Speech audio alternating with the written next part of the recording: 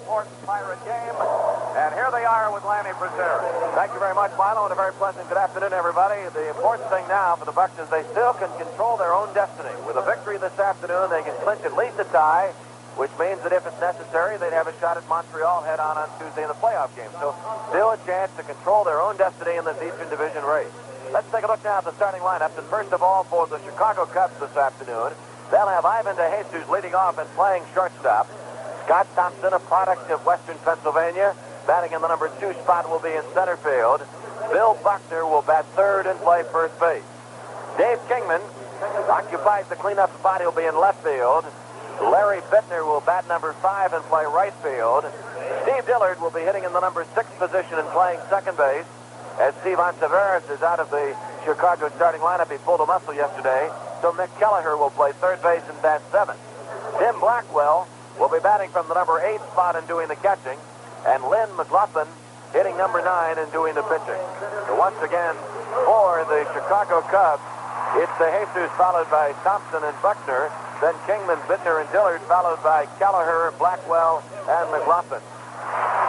Now the starting lineup for our Pittsburgh Pirates, and Omar Moreno will be leading off and playing center field. Tim Foley, who's hit safely in all 7 games of this homestand, will be batting second and playing shortstop.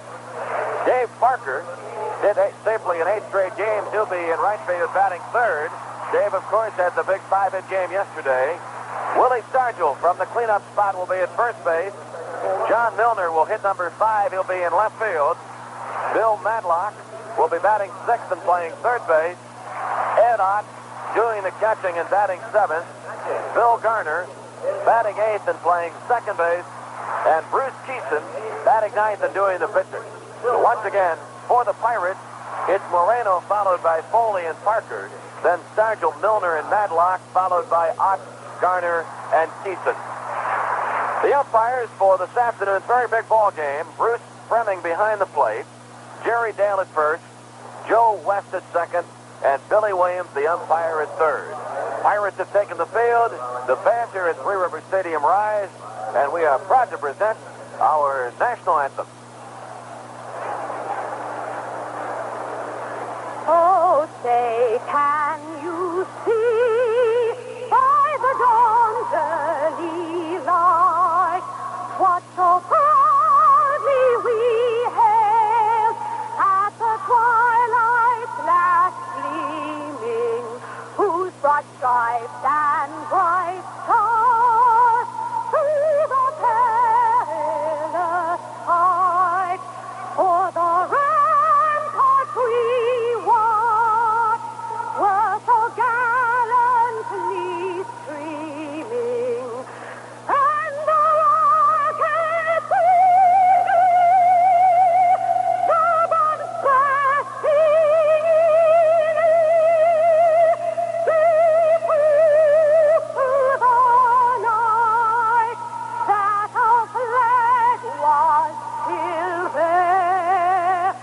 Oh, say does that star-spangled banner yet wave for the land of the free and the home of the brave?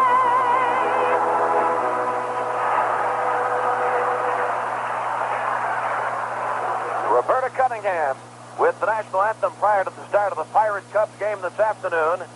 As Milo mentioned, we've got a direct line hooked up with Montreal's network and CFCF radio. We'll be able to give you pretty much a batter-by-batter blow of what happens between the Expos and the Phillies this afternoon. Steve Rogers, 13-11, is going for the Expos, and Steve Carlson, 17-11, for the Philadelphia Phillies. Now, there are a large number of possibilities. I think the easiest way to approach it is, even though there's some dispute as to whether there's a magic number or not, 2 is a pivotal number. Any combination of Pirate victories and Expo losses the next 2 days, totaling 2, would give the Pirates the Eastern Division crown. Example, Pirate victory this afternoon and a defeat of the Expos, say, in a game tomorrow against the Atlanta Braves, that would give it to the Bucks. So 2 is the pivotal number. Any combination would give the Pirates the Eastern Division crown. As I said at the top of doing the starting lineup, big thing is with a victory this afternoon, the Pirates in a position to at least force a playoff, clinch at least a tie in the National League Eastern Division. Bruce Kison on the mound. He's won his last 4 decisions.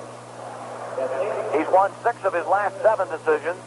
And Kison, always in his career, an outstanding September pitcher.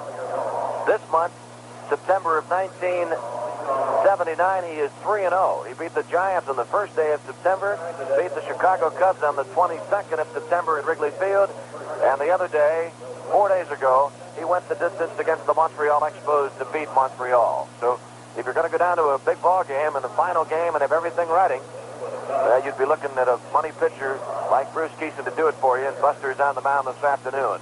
335 down the lines at Three Rivers Stadium, 375 to the power gaps and 400 feet to straightaway center field. Field is in excellent condition, and we've gotten an ideal day to close out. I understand, too, from eavesdropping on Montreal that it is a sunny autumn day in Montreal, Quebec, Canada, and they've got ideal weather as well up there for that big ball game between the Phillies and the Expos there as the Pirates play the Cubs here. All right, we're ready to go. You can just feel it. This place is buzzing. There got to be a lot of nervous folks, including yours truly. Milo, let's do it. All right, we've come down to it on the last day. You heard Ed Ott talking about it on the pregame. Ott really gave us a nice interview on that show, and he put it right where it is. He says this is why we play all these games, and we've come right down to the last one here against the Chicago Cubs. A team that held a meeting before yesterday's game and said if Pittsburgh's going to win it, they're going to have to earn it. And the Cubs went out and beat the Buccos yesterday, and they're out here battling today. And Bruce Kison is ready to throw the first pitch of this game against Jesus. And the first pitch on the way is high inside the ball. He was squared away to bunt, let it go by, and it's ball 1 and no strike. So we're underway in the final regular season game of 79 at Three Rivers. Jesus is 1 for 9 in the series. Kison's pitch, too close on the letters, ball 2. Thompson will be next, then Buckner. Kison's battery mate is Ed Ott. An infield of first to third. Starch, Garner, Foley, Madlock. Here's the 2-0 to Jesus.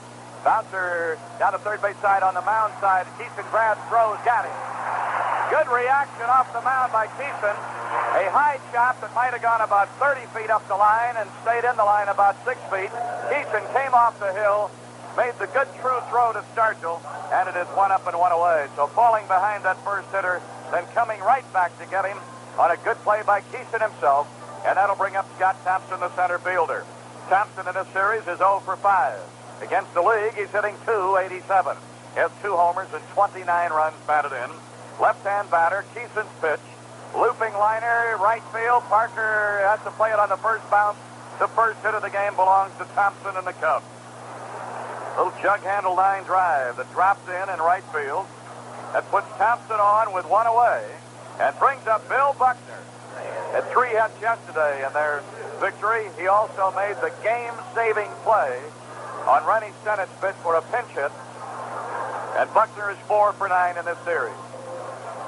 Against the league, this scrappy, intensive player is hitting .283, 14 homers, and 65 runs batted in. Injuries have taken their toll, but he still is a gutsy ball player.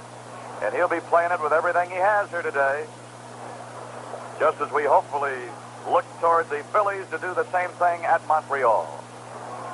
Left-hand batter waiting. Thompson with the lead at first, not going anywhere. The pitch is a strike called on the inside corner, belt high. No balls and a strike. Kingman is on deck. Opening inning.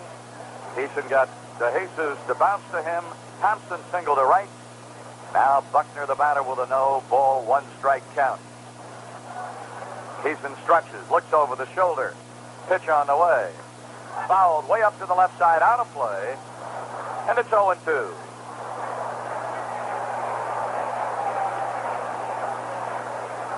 If tomorrow comes about that Atlanta will be the spotlight city with Montreal playing there, it'll be a tough day for the Bucs, knowing they're at the mercy of what could happen down there.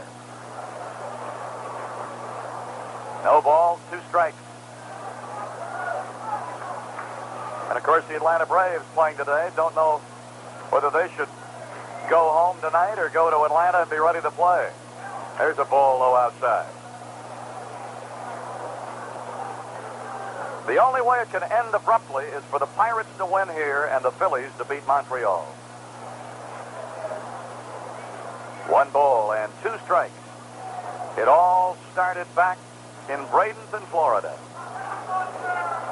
Some 30 spring games. This is our 63rd regular season game. Remember, we had a fogged-out game in New York against the Mets. So we're playing one more than those customary 162. Umpire wanted to look at the ball, satisfied that it's all right. Keeson going to work with the rosin bag.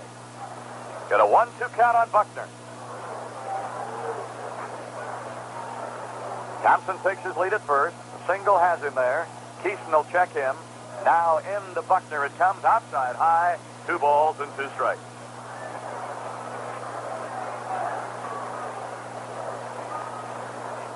Left-hand batter Buckner stepping out a moment on the right-hander Keeson.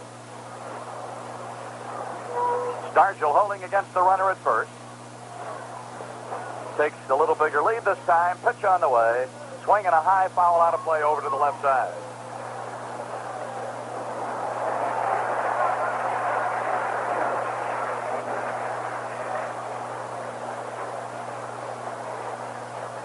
Keeson having won 3 in a row and 5 of his last 6.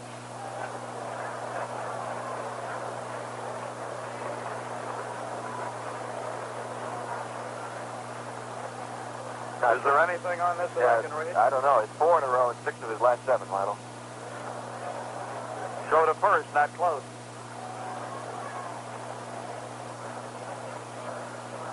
Two balls and 2 strikes. Thompson with about a half-step bigger lead. He's out on that carpet. Here's the pitch. Outside, 3-2.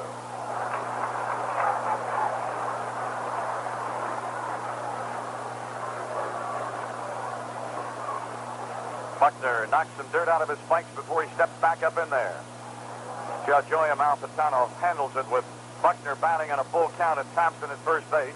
He's gone back to that big lead again, and he's really digging that trench with that back foot. So he wants to go. He's going.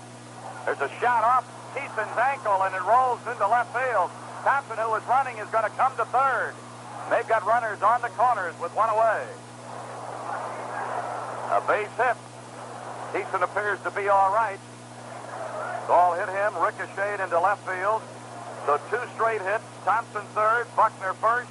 1 out, and brings up the left fielder, Dave Kingman.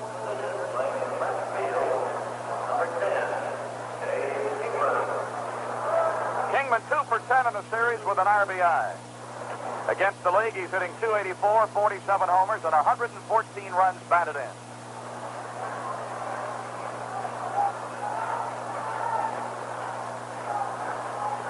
So Keeson in a first-inning trouble spot.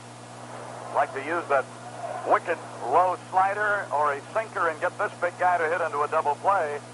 And here's the pitch to Kingman. Swing and a miss, and that was the kind of a pitch I was just talking about, and he went after it and came up empty. Dave Kingman has 3 of his 47 homers against us and 7 of his 114 RBIs.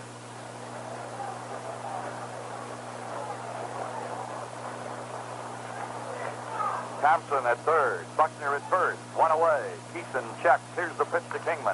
Smash to third. There's a double play ball. Second one, first base. Bad throw, but Stargell came back, got the bag, and it's a double play. Buckner went in hard on Garner, turned him upside down, and Garner's throw then sailed high toward the right field side, but Stargell went up and got it, came back to the bag, and the double play ball was there. It wasn't easy. It wasn't a double play ball from the start, but the Bucks do it with great work in the middle by Garner, and really fabulous work by Stargell at first base to end it. And I think Buckner may have been cut on the hand or injured on the hand. The trainer's out to take a look at him. So we have played a half an inning. The Cubs are scoreless with 2 hits, and the first-place Pirates are just now coming into bat. Lynn McLaughlin, 13 and 13, out on the mound getting into warm-up tosses. His catcher today will be Tim Blackwell. Buckner is still looking at that hand as he takes some warm-up tosses at first base. Dillard at second, to Jesus at short, Kelleher at third. Their outfield left to right is Kingman, Thompson, and Bittner. And we'll have Moreno, Foley, and Parker ready to go against McLaughlin. and we may have something from Montreal. Well, we do have the first inning in. Rose lined to Parrish. Larry Boa flied to Valentine, and Bake McBride fouled to catcher John Tamargo. So the Phillies went down 1-2-3 against Steve Rogers in the top of the first. And a note, by the way, on that Buckner play, it looked like the throw from Garner on the pivot came off Buckner's body. It looked like he deflected the ball, and it might be the reason. Appeared to be they were looking at his wrist or his hand, and he might have caught Garner's throw. All right, Omar Moreno with a .284 batting average, 8 homers and 69 runs batted in will lead it off. He's 3 for 10 in the series. With a big day here today, he can realize the dream of every hitter. 200 hits in a season. He's sitting on 196. Here's McLaughlin's first pitch. Breaking ball outside. 1-0. McLaughlin has been pitching very well the last month. He's in a contract bid with the Cubs, and he's trying to show them that he means business. And there is a ball high inside, 2-0. Talk about a young man finding himself in a spot at Montreal. What about John Tamargo? Boy, all of a sudden, he's become their catcher. There is a ball low inside. I was a little surprised today with Carlson going for the Phillies that they would not go with the right-hand batter, Duffy Dye. Of course, Tamargo's a switch hitter, so they still get the advantage there. All right, a 3-0 on the way to the Antelope. And it's a strike down the middle, and it's 3-1. Al Monchek coaching at first, Joe Lynette at third. We'd like to get them some business in a hurry, and here's the 3-1 to Moreno. Foul down here to the left below us, and it's up to 3-2.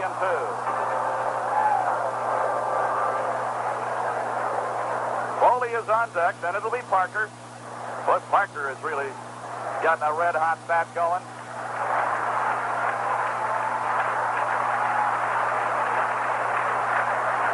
Crowd alive here already. There are some seats in the upper deck out above the center field scoreboard, but everything else is full. Here's the 3-2. Swinging another foul up to the left side. So if you're in the neighborhood, come on over and see the Battle and Bucks fight for an Eastern Division flag. Take a look at them in person.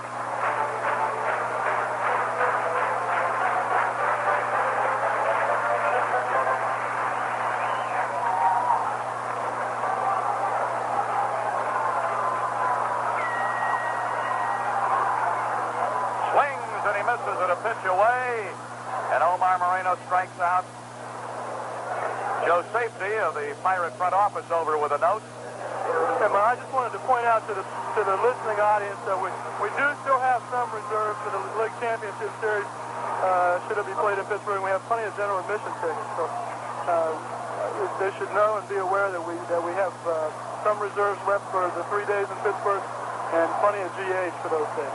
All right, Joe, thank you for that note to the fans and bringing them up to date. Tim Foley with a 1-ball, no strike count. He's 4 for 7 in the series with a run batted in. Against the league, hitting .287. Crowds him on the letters. 2 balls and no strikes. Tim has 1 homer. He's driven in 65 runs. Here's the 2-0. Look out on a shoulder, ball 3. He fell behind Moreno 3-0, but ended up getting him on a strikeout. Now he's 3-0 on Foley. Dave Parker due up next. Then Starshall. Lynn McLaughlin. Right-hander to the motion, and the 3-0 on the way. Inside, walked him.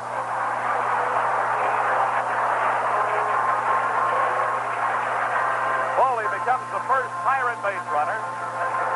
And Dave Parker, with an 8-game hitting streak and up to .307, is going to step in right here. Montreal Expos are batting in the bottom of the first. After 1 out, Rodney Scott reached on an infield hit. Then Larry Boa made only his 6th error of the season, allowing Scott to reach second. Then after Dawson struck out, Scott stole third. So he's at third base with 2 outs in the bottom of the first, and Tony Perez batting in a scoreless ballgame. And here at Three Rivers, Foley's on at first with a walk. There's 1 away, and Parker, the batter, hitting .307.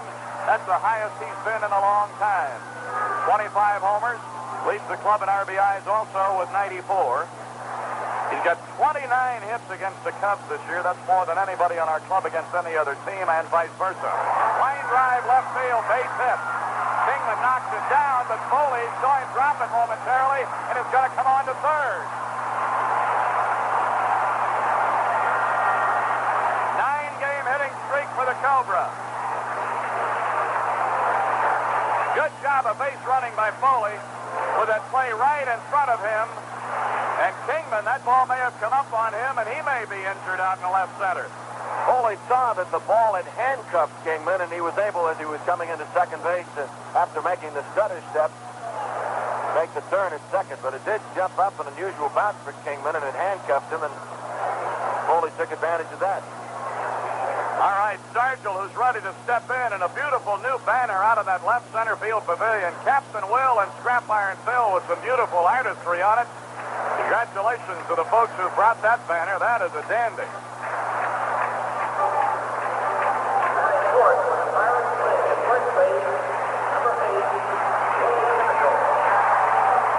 Stargell will step in, hitting .280. Leads the club in homers with 31 and has 80 runs batted in. In this series, he's 1 for 10 with 2 RBIs. Got 2 runs home yesterday in the opening inning.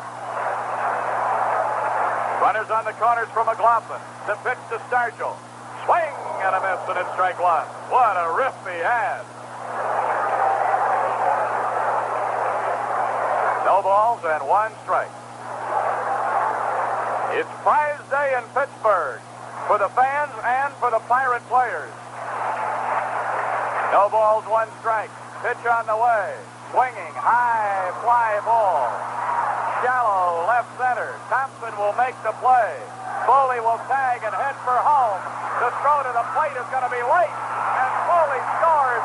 It's 1-0 Pirates.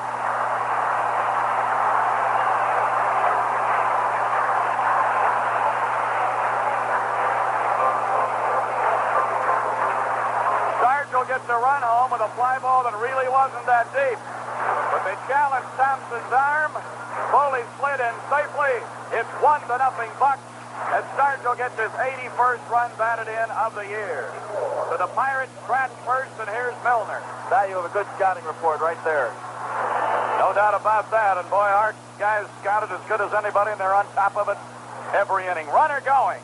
Milner fouls one out of play over to the left side. Milo, listen to this. We mentioned that Scott was the third of that Montreal game. Perez walked, and then Perez stole second base. So the Expos had runners at second and third, and then Carlson struck out DeMargo. So the Expos did not score in the bottom of the first. No score. Phillies and Expos going to the second.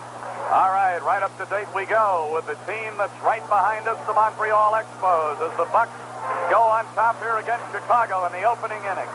Milner batting .276, 16 homers and 60 RBIs. Parker at first, Buckner holding against him. McLaughlin stretches and delivers inside with a slider, and it's 1-1. The on-deck hitter is Bill Madlock. Chuck Tanner pacing up and down over on the far edge of the dugout.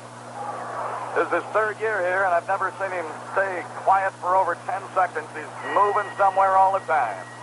The pitch is an off-speed breaking ball. It stays high. 2-1.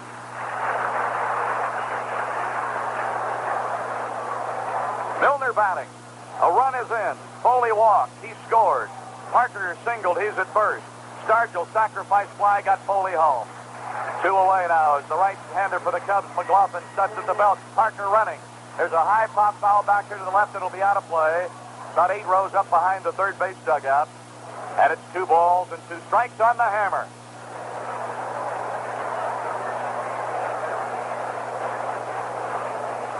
I think all the folks who brought banners this year brought them for closing day. It sure looks like it.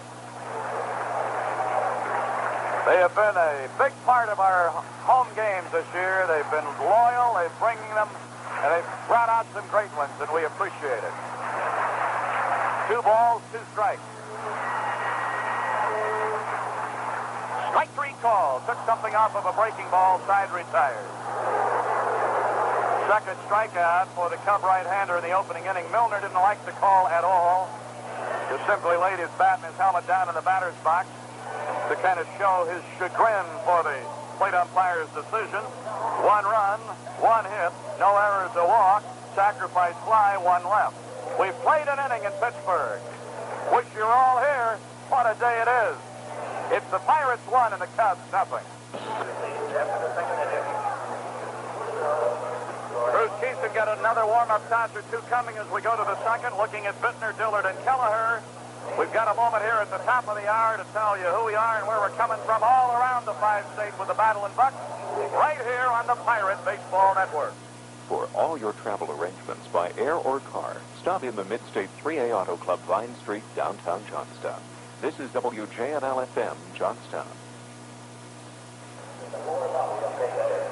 All right, Keeson is ready, and Bittner, the right fielder, 1 for 8 in the series, will step in. Bittner against the league is hitting .283, 3 homers, 1 against us, and 49 runs batted in. Keeson's first pitch to him in the second. Swing and a miss. Foul tip, says the plate umpire, and it's strike 1. Dillard, playing second for them today, is on deck. Kelleher, the third baseman, is down in the hole. Keeson kicks and he brings it. High fly ball down the left side. Should hang up long enough for Milner to come over near the line and get it. He was just inside the line as he caught the ball, and it's 1 away.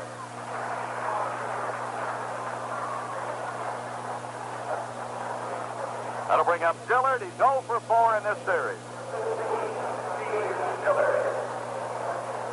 Dillard batting .280, 5 homers, 24 runs batted in, and 2 of the home runs are against us.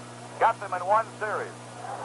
The middle series in Chicago, everything he did turned to gold. And here's the pitch to him. Swing and a miss. There's that nasty slider, and it's no balls and 1 strike. The slider, a lot of the veteran hitters will tell you, especially the ones who came out of the 40s and 50s and played some in the 60s.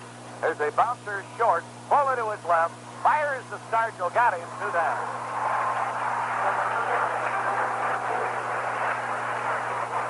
Those hitters that breached those 2 eras will tell you that that's one of the reasons there are fewer 300 hitters in the overall picture of baseball than there were in the teens, 20s, 30s, and in the 40s, because almost everybody throws it. It's hard to pick up the rotation, breaks so fast, and a pitcher who has good control of it and can work the corners with it. It's a very tough pitch. And right now, Keeson has a good one. Here's the pitch to Kelleher, and it's high on the shoulder, ball 1. Kelleher in this series, 4 for 9 with an RBI. He's batting .257 for the year, no homers and 10 ribbies. Right-hand batter stands up in front of the batter's box. Too close on the knees, ball 2. Keeson wanted that pitch. Well, on a day like today, they're going to want every bit of that corner they can get. High inside, ball 3. Blackwell, the catcher, due up next. Nobody on, 2 away. Cubs are batting against Keeson. Keeson and the Pirates at the moment have a 1-0 lead. Here's the 3-0 to Kelleher. Strike on the letters, 3-1.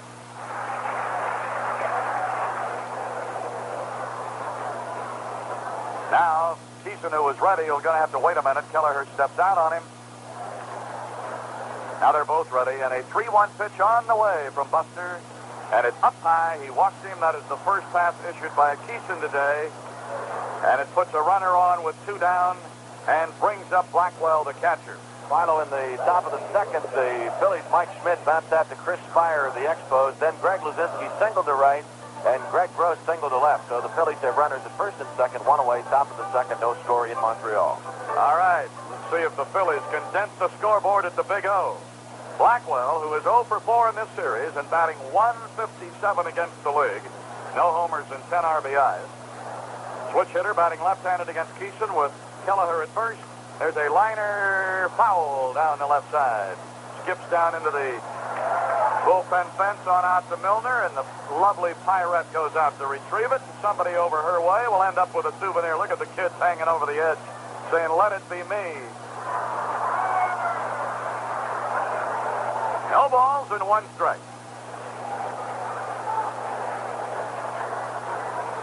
Throw to first, not close. Keeson looks in to read the sign from Ed Ott. Left-hand batter waiting. Keeson's pitch to Blackwell. Up high, 1 ball, 1 strike.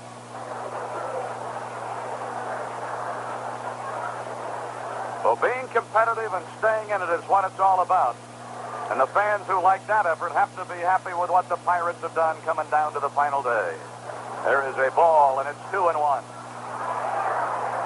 So on the 7-hitter Kelleher, he ended up walking him. He falls behind the 8-hitter Blackwell. Keeson stepped away a moment trying to regroup.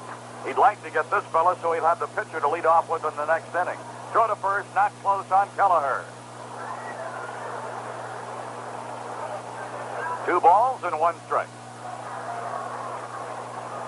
Keeson at the belt. 2-1 on the way. Bouncer Garner. He has it. Throws. Stargell on the other end. Side retired. Second to first takes care of Blackwell and the Cubs. No runs and no hits. No errors, a walk. Kelleher left. We played an inning and a half. It's the Pirates 1 and Chicago nothing. Max. As the Battle and Bucks do their thing at Three Rivers, the Steelers are on the road and are in front of the Eagles 7-0 in the second quarter. Thornton just scored on an 8-yard run. Steelers 7, Eagles nothing, second quarter at Philadelphia.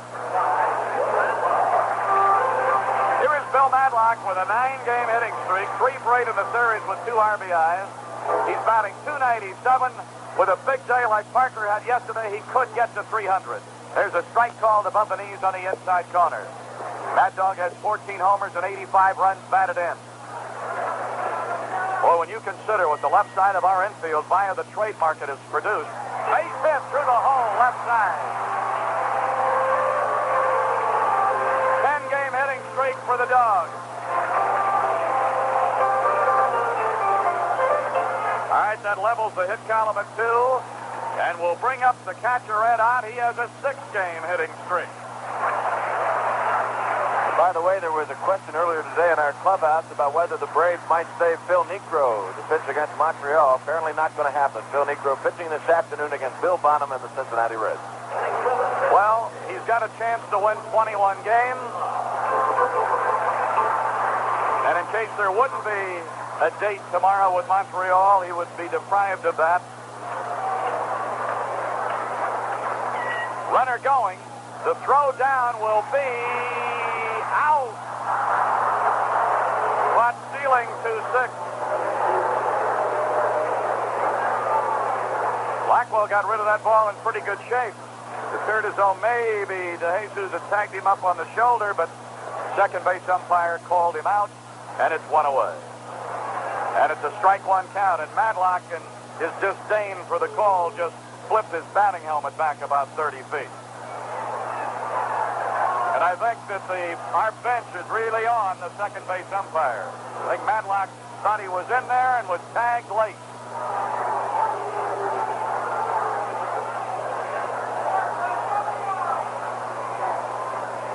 No balls and 1 strike on Ott. He's 3 for 8 in the series, batting .273 against the league. The Otter with 7 homers and 51 RBIs. McLaughlin delivers. Up high a ball, and it's 1-1.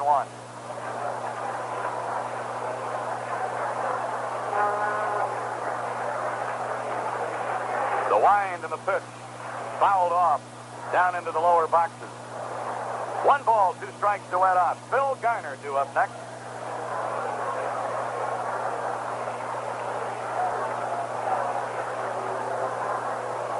McLaughlin looking in to get the sign. Right-hand pitcher, left-hand batter. Ott to the... Looks at a strike, a slider on the inside corner on the hand. Ott draws an imaginary line in the dirt, showing that the pitch was a foot inside. He gave the plate umpire a shot. Now, we've had 2 brief encounters with the umpires here today. Joe West had to bark back at McLaughlin. He couldn't let well enough alone. Bruce Fromming behind the plate just barked back at Ott. He couldn't let well enough alone. They've got to let their fuses be longer today than ordinarily. This is a pressure-packed ball game. Here's Garner squaring away to bunt, takes it up high, and it's 1 ball and no strikes. Garner with a 13-game hitting streak, 2 for 8 in the series with a run batted in. McLaughlin winding, here's the pitch. There's a high foul, bending out of play down the right side. Buckner and Dillard over to take a look, but it's up about 8 or 10 rows. By the way, in that Philadelphia second, we mentioned that the Phillies had 2 on with 1 out. They did not score as McCarver grounded to Scott, and then Vukovich, John Vukovich, was called out on strike. So they're going to the bottom of the second. Phillies and Expos still scoreless. Where have they got Vukovich playing? Rosich short, Smith at third, so Vukovic must be playing second base. A ball and a strike. Here's the pitch to Scraps. Fouls it off. He fought off a good pitch in on his hands, and it's 1-2.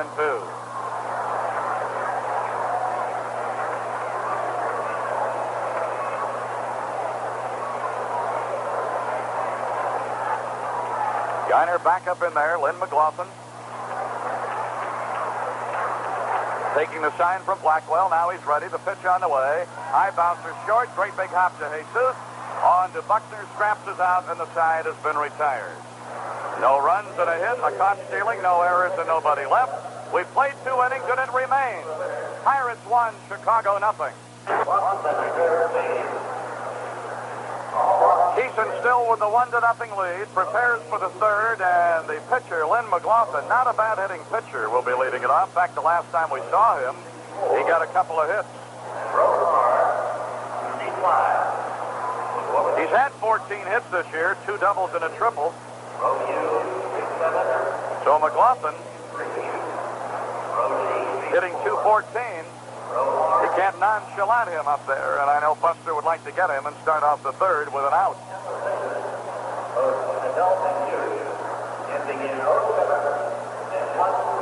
The Art McKinnon voice in the background, the veteran PA announcer here for many, many years, passing out a lot of the prizes. You know, there are 1,000 prizes here today for the fans, and the big ones, of course, will be drawn down on the field right after the game.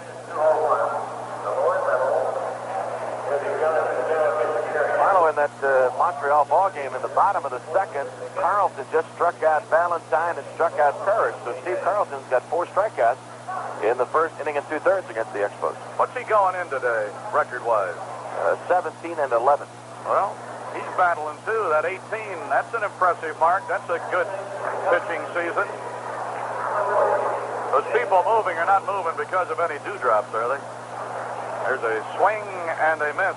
Foul by McLaughlin, really. Rolls back behind Ott. There's too many of them moving for it to just be a refreshment call. Or any other call. Or rest stop on the turnpike of life. No balls and a strike. McLaughlin batting left-handed. Here's the pitch from Keeson. A tapper up the third base side. Doggie's got to hurry. Fire, and got him. And it's 2 away. A high chop. It just wasn't going to carry. Madlock had to run on, grab Fire almost in the same motion, getting McLaughlin, and it's 1 up and 1 away in the Cub third. By the way, that Montreal second Fire just popped up, so the Expos went down 1-2-3, scoreless, going to the third at Olympic Stadium. So they're right with us. They're just a hitter or 2 behind us, and now DeJesus, who was thrown out by Keeson in the opening inning to start the game, stepping in with nobody on in front of him and 1 away. Keeson trying to protect a 1-0 lead as he pitches in the third. Delivering to DeJesus, high and tight a ball, and it's 1-0.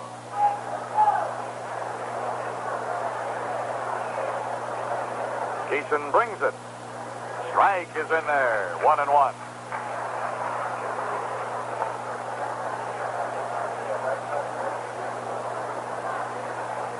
The wind and the pitch. High inside. 2 balls and a strike.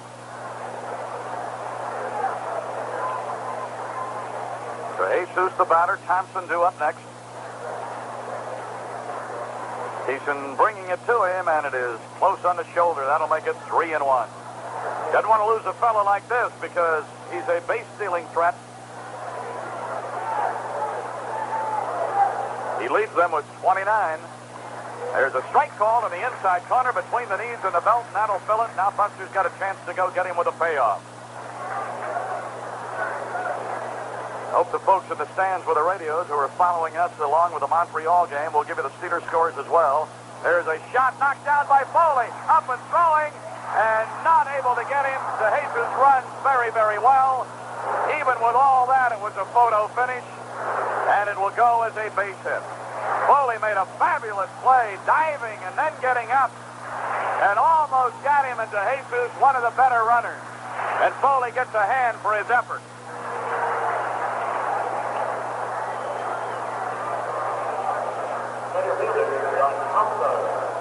Scott Thompson had a base hit in the first inning. And he's stepping in here now with a runner at first to Jesus and one away. Keeson's got to be alert here with the Jesus as a base runner. Goes out with that front foot on the carpet. Pitch on the way, goes outside to Thompson, and it's 1 ball and no strikes.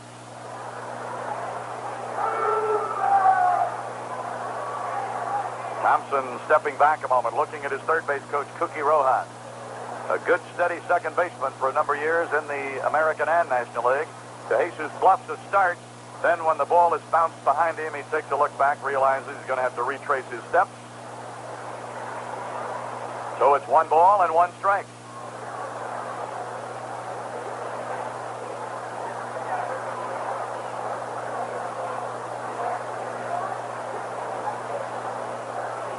All right, DeJesus takes his lead again.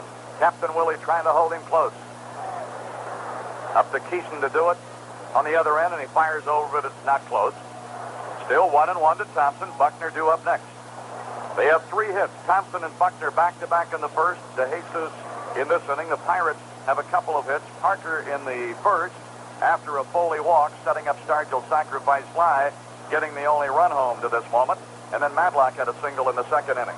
Top of the third, Philly Steve Carlson single to center field, so he's on. Leadoff situation there with Pete Rose, the batter. Well, that's another indication, and Ed On and I talked about it at length on the pregame today, about this game and its integrity. Runner going, swing and a shot up the middle, a base hit. Moreno playing it on the roll. They've got DeJesus at third. And now throw over to third from Foley as DeJesus had taken a big turn, but Madlock couldn't get back to him. Thompson gets his second straight hit, puts Cubs on the corners with 1 away. But to complete that thought, the fact that the Phillies, who had to be disappointed, especially after having won 3 divisions in a row, going out and getting Pete Rose, they wanted a World Series. Their owner, Ruly Carpenter, wanted it in the worst way. They've been out of it really for 5 or 6 weeks. They're playing Montreal tough. The Braves, who have been out of it since Memorial Day, played Houston tough in the other division. The Cubs here have been out of it for a month, and they're playing us in this series like their lives depended upon it. It's just a great testimonial to the type of players we have in this great game. There's a shot to second, could be 2. Geiner, Foley, Stargell, double play. 4-6-3, a sharply hit ball to Geiner's left. Then when he got it, it was just a matter of turning it. It's 2 double plays in 3 innings for the Bucks. The Cubs go down with no runs, 2 hits, no errors, and a man left. We've played into the middle of the third with some sparkling defense for the Bucks. And it's the Pirates 1 and the Cubs nothing. All right, we're getting ready to go to the bottom of the third. Bruce Keeson will be leading it off. Then you go to the top with Moreno and Foley.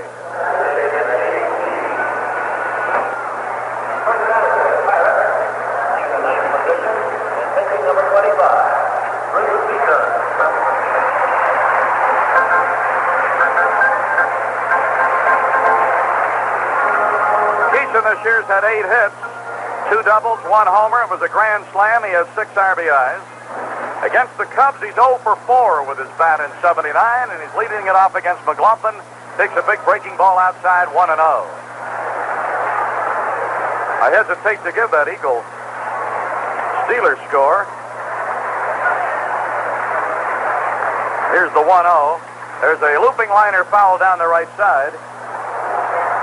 Because they had the Steelers in front 7-0, and they show Harris with a touchdown. That would make it 14-0, but they show the score 7-7. So I'm going to wait for a clarification on that.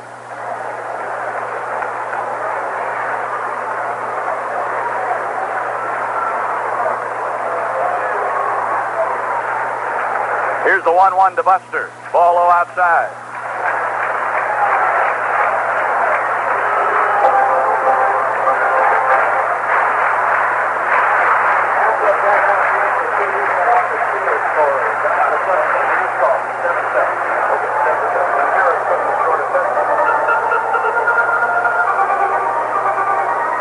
A ball to Keeson, 2-1.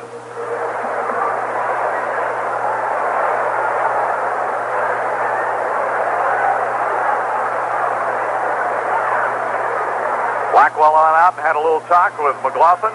Now Blackwell back, jawing a little bit with the plate umpire. All right, 2-1 the count. Pitch on the way. There's a high fly ball, left field. Kingman back. He's going to have it about 12 feet short of the track, and it's one away. Kingman had to go back because he was playing up on Keeson. Top of the third in Montreal. Fake McBride has just hit a sacrifice fly that scored Carlson from third, so the Phillies have a 1-0 lead over the Expos in the top of the third at Olympic Stadium. All right, 1-0. Phillies, and the 7-7 Steeler-Eagle score is correct. Halftime, Steelers 7, Eagles 7. At Montreal, the Phillies lead 1-0. And of course, right here, it's 1-0 Pirates. Here's Omar Moreno, struck out swinging in the opening inning. Foley will be next. Steelers expected a rough, tough game at Philly, and they're getting it. 7-7 at intermission. Here's the pitch. There's a strike call. Jackie Sherrill's Pitt Panthers escaped by the skin of their teeth in that same arena last night over a good Temple team. Here's the pitch. A bouncer third. Kelleher has it. Long throw. And he got him. Boy, Kelleher showed us a good arm right there because his momentum had taken him across the line. He was almost halfway to the coach's box. Good throw by Kelleher. The crowd reacting now to the Phillies' 1-0 lead at Montreal.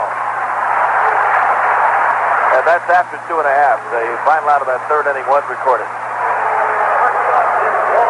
Here's Foley, walked in the first inning, scored what to this moment is the only run here. And the pitch to Foley, low inside a ball. Parker due up next.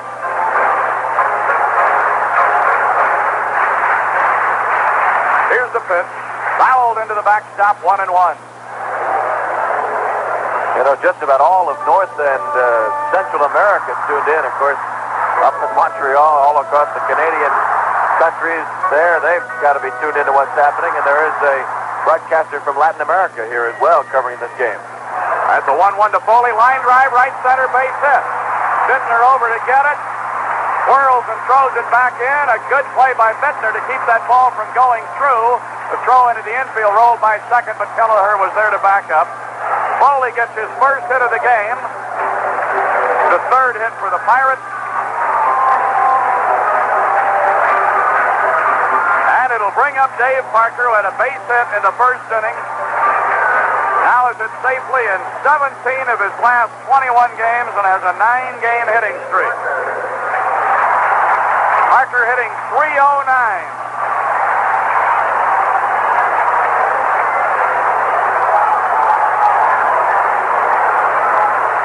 Parker batting with Foley at first and 2 away, third inning. Bucks trying to add to a 1-0 lead. Pitch to Parker. Down low, a ball.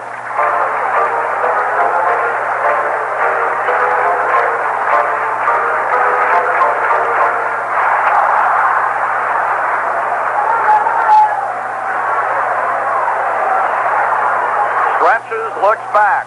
Here's the pitch. Swing and a miss. Parker at the moment has 192 hits. Last year when he won a batting title, he had 194.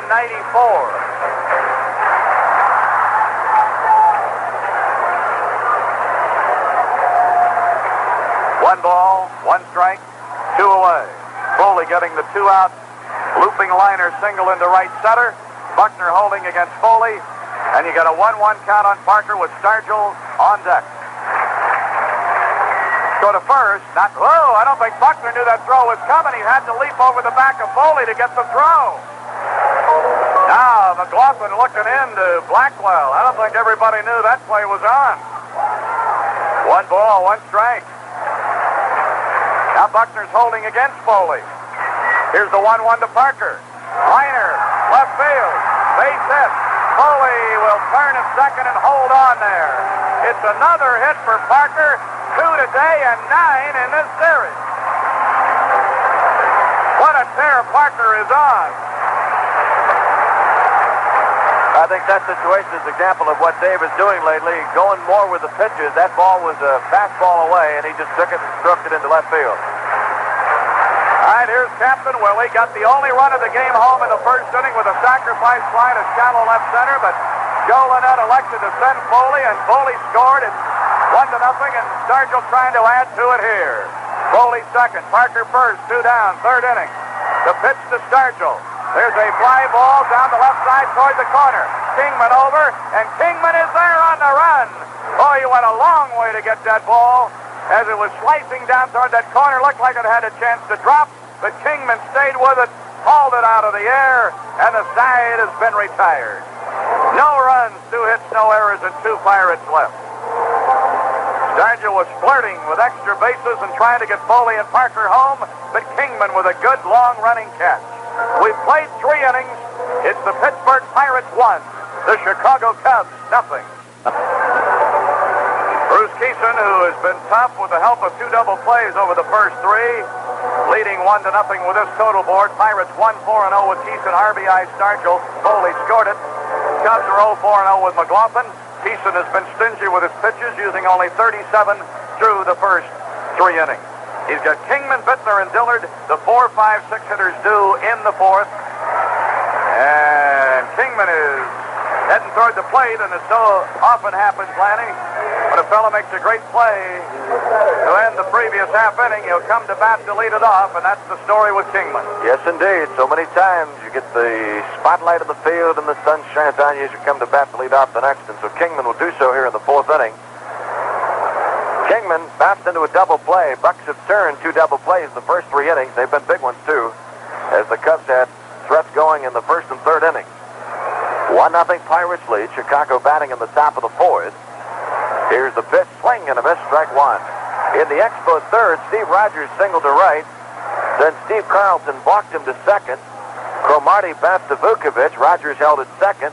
Then Rodney Scott tried to bunt his way on, and Schmidt made an outstanding play to throw him out. And Dawson flied to Gross. So the Expos did not score in the bottom of the 3rd. Philadelphia leading 1-0 going to the 4th.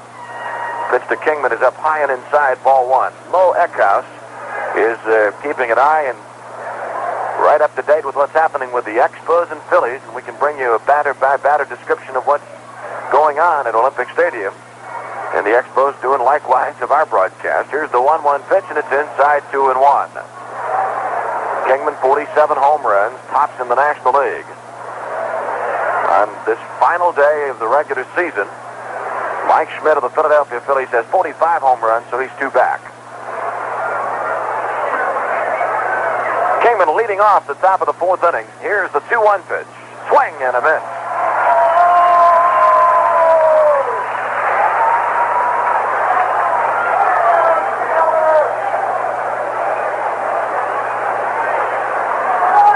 Bruce Keeson, 22-6 in his career in September.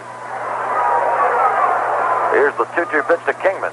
A swing and a foul ball back to the screen.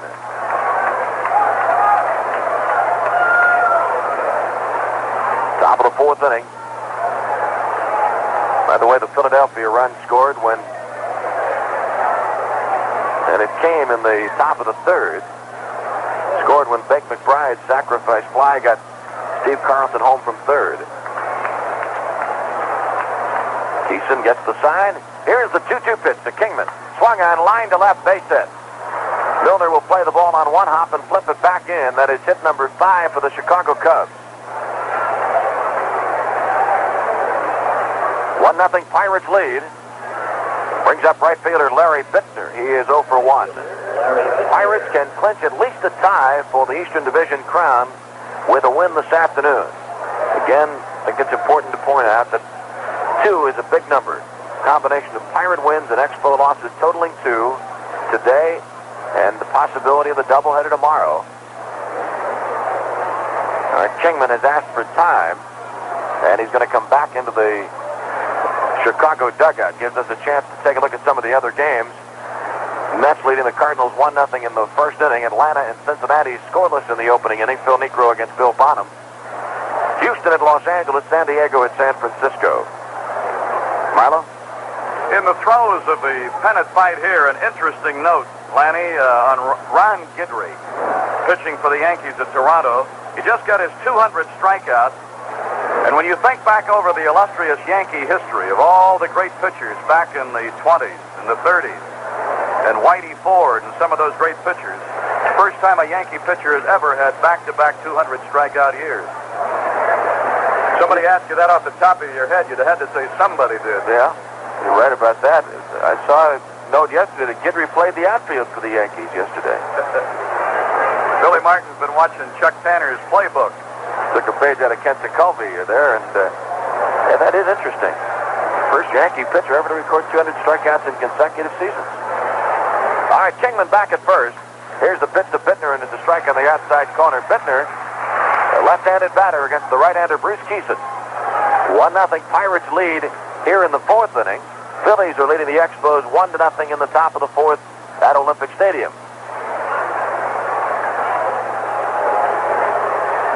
Stretched by Keeson, the one-strike pitch.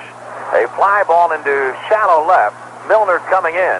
Pirate left fielder has it, and Bittner is out. Second time that he's flied to Milner, one away. Top of the fourth inning for Philadelphia. Greg Luzinski led off the inning and bounced to second baseman Rodney Scott, one away. Keeping you informed in that Montreal ball game, Scott is playing second for the Expos. Spires playing short. Tamargo's catching, so Gary Carter's not in there.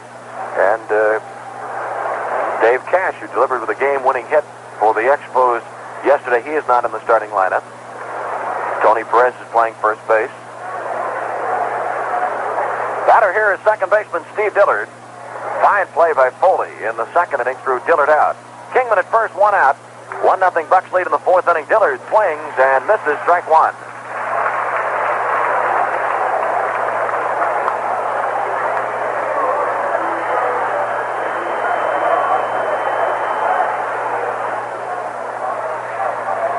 Throw to first base. By the way, I want to send out a belated happy birthday to Mrs. Michael Baldy. Mike's wife's name is Phyllis, I think, isn't it? Is that right? I think so. Happy birthday to Mrs. Michael Baldy, celebrating birthday yesterday. Here's the one-strike pitch. Swing and a miss, and it's 0-2.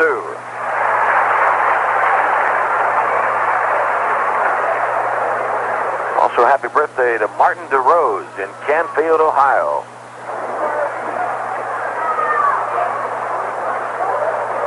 Throw to first base. Kingman back safely.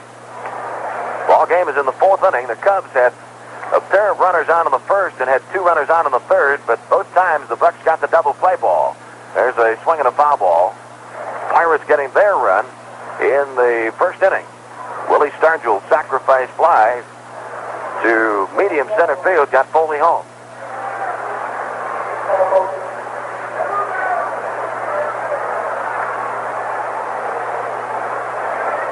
Top of the fourth inning. Dillard batting .279 on the year. Right-handed batter facing the right-hander Bruce Keeson. Here's the two-strike pitch. Swung on, popped right side. Garner and Stargell converging. Garner tried to make a diving catch. It's in play. It bounced inside the line. And Kingman will move to second. So it's a single for Steve Dillard.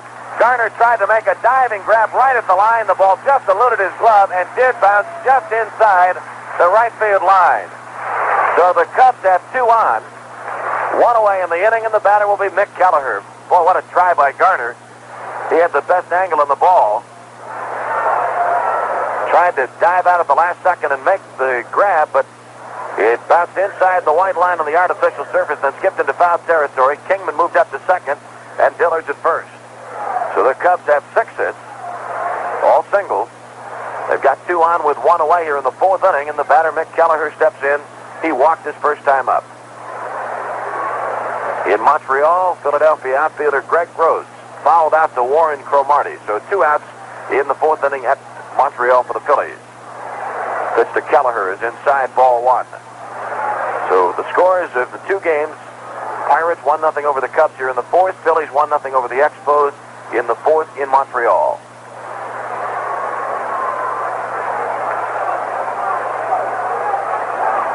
Stretched by Keeson. Here's the 1-0 pitch to Kelleher. And misses with a slider, and it's 2-0.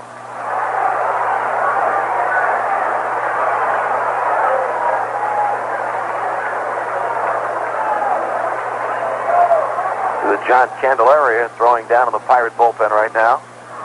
Here's the 2-0 pitch, and it's high and inside.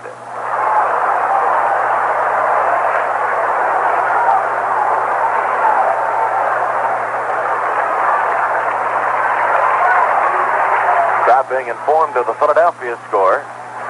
1-0 over the Expos in the 4th inning. Here's the 3-0 pitch. And a strike to Kelleher, taking all the way.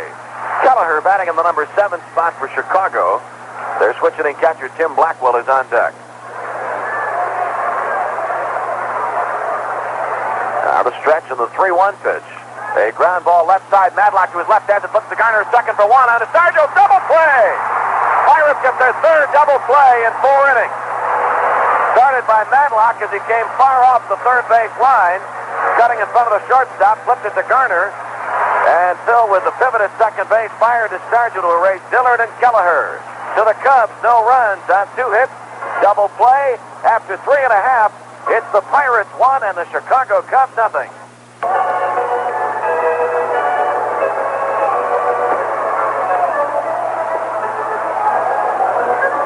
All right, the ball game moves now to the bottom of the 4th inning.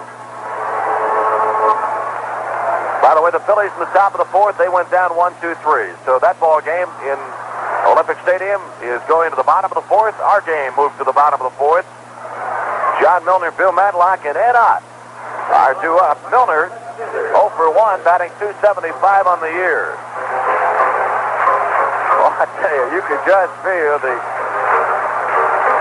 nervous excitement of this whole ballpark here at Pittsburgh, Three River Stadium. Lynn McLaughlin pitched to Milner, bunting, first base line. It's a good bunt. McLaughlin off the hill, makes a swipe at Milner, and did not get him. Milner is on safely with a bunt single. Jerry Dale made the call. Now they're checking with Bruce Fremming. McLaughlin fielded the bunt up the first baseline, tried to make the swipe tag on Milner going by. But Jerry Dale said no, he did not get him. So Milner is on in a leadoff situation.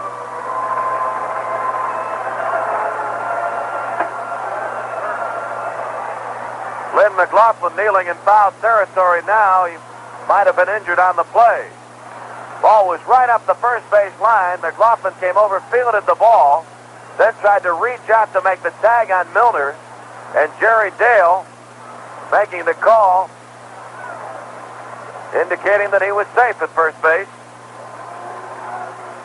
Matter of fact, after Dale made the call, or before he made it, he had to get out of the way because McLaughlin bumped him a bit, collided with the first base umpire.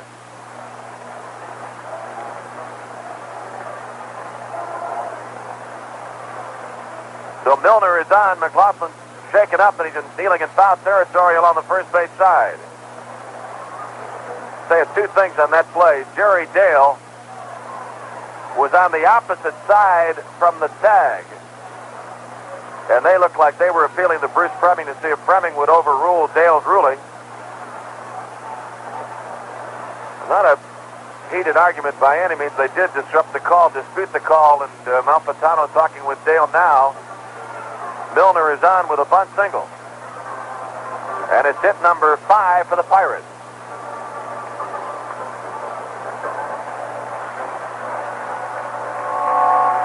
So Milner's on, nobody out in the 4th inning. Just looking over to the writer's side, they had a pretty good look at a replay of that bunt up the line, and nobody seemed to give a very definitive approach as to what they thought the call should have been at first base. So Milner is on with nobody out, and Madlock steps in. Bill Madlock singled to left field in the 2nd.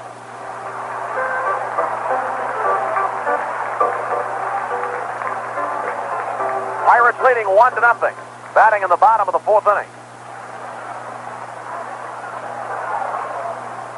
And a foul back. Milner taking off, strike 1. Bill Madlock, 10-game hitting streak. He's hit safely in 15 of his last 16 games. Madlock got a shot at a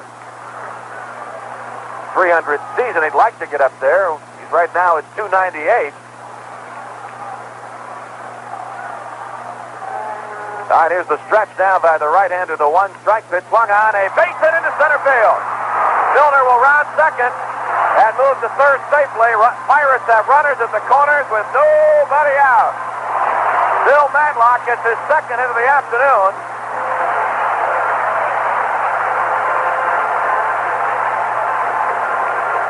Pirates have 2 on, first and third, and nobody out. And with that base hit, Madlock's batting average is up to .299. Batter is catcher Ed Ott. The Expos in the bottom of their inning. Perez bounced to Schmidt. Camargo walked. Valentine struck out. Now Larry Parrish is batting there. Milner at third. Madlock at first. Pirates leading 1-0. Bottom of the fourth. McLaughlin delivers to Ott. A swing and a foul back. Strike one. Ed Ott at .273 batting average. Parrish just struck out. So Carlton has 6 strikeouts in the first 4 innings. The Expos did not score in the bottom of the fourth, so the Philadelphia lead is 1-0 going to the top of the 5th inning in Montreal. Pirates with an opportunity here. They've set up shop in the bottom of the 4th inning. Ed Ott the batter. Left-handed hitter against the right-hander McLaughlin. Runners in the corners, the 1-strike pitch and foul back on the screen.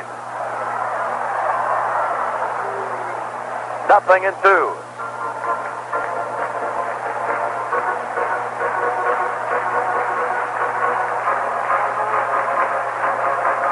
Jam-packed on this final Sunday of the regular season.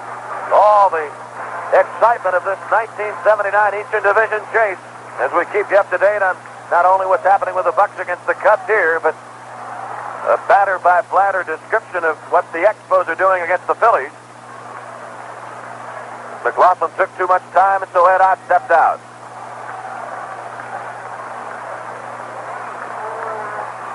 Right-hander, 2-strike pitch. Ott swings and pops it in foul territory. Kelleher in foul ground makes the play. Ott is out, 1 away. That'll bring up second baseman Phil Garner. Garner bounced to short in the second.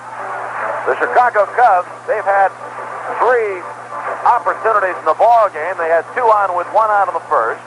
They had 2 on with 1 out in the third and had 2 men on with 1 out in the fourth. And in all 3 of their rallies, the Pirate infield turned the double play.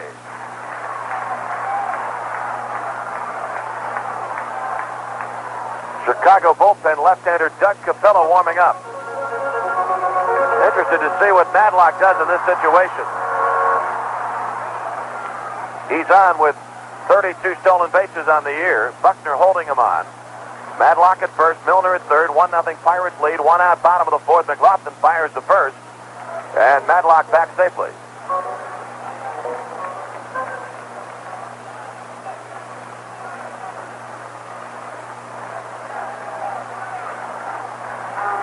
Right-hander set. Pitch to Garner. A shot up the middle. Back of the mound. Second baseman Dillard knocks it down but cannot make a play. Milner scores. Pirates lead 2-0. Dillard got leather on the ball right by the second base bag. Had he fielded the ground ball cleanly, he might have had a shot at stepping on second to get Madlock. Either case, the run would have scored. Garner is on. It's going to be scored, an infield single. Madlock at second, Garner at first. It's now 2-0 Pirates as Garner picks up his 59th RBI of the year. Dillard sliding out behind the second base bag. He got leather on it, knocked the ball down, then it dribbled away, and he had no play anywhere. Now Keeson, the batter, at time called, the Cubs are going to set up their infield for the possibility of the Keeson bunt. One of the things that Bruce does very well, of course, is he has that good ability of being able to show bunt and then take a half swing and swing away. Very often our pitchers are told, if you see the shortstop breaking for third, go ahead, take a swing at it. See what happens here. Madlock at second, Garner at first, 1 out, Pirates leading 2-0. The stretch by McLaughlin. The pitch, Keeson shows bunt, takes it for a called strike.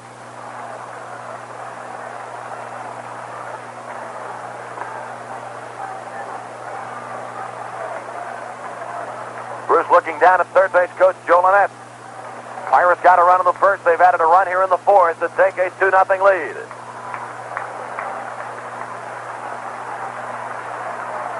Right-hander Lynn McLaughlin comes set. 1-strike pitch. Keeson bunts it, and it tapped foul. Coming back to the Chicago on-deck circle. Now it's 0-2.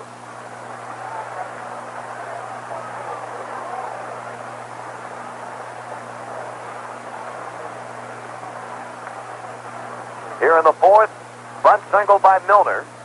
Base hit to center for Madlock. Then after one out, Garner's infield single got Milner home from third.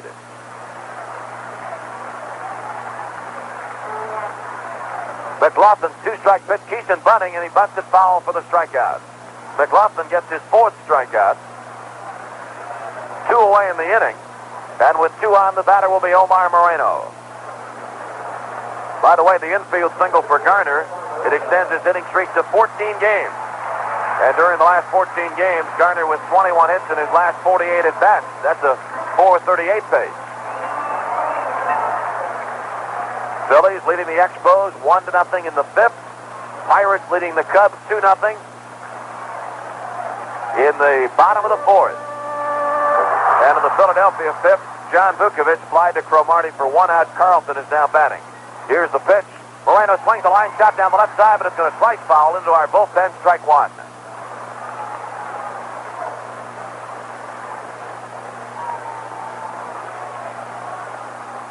Pirates starting the day a game in front of the Expos. This is the final game of the regular season for our Buccos.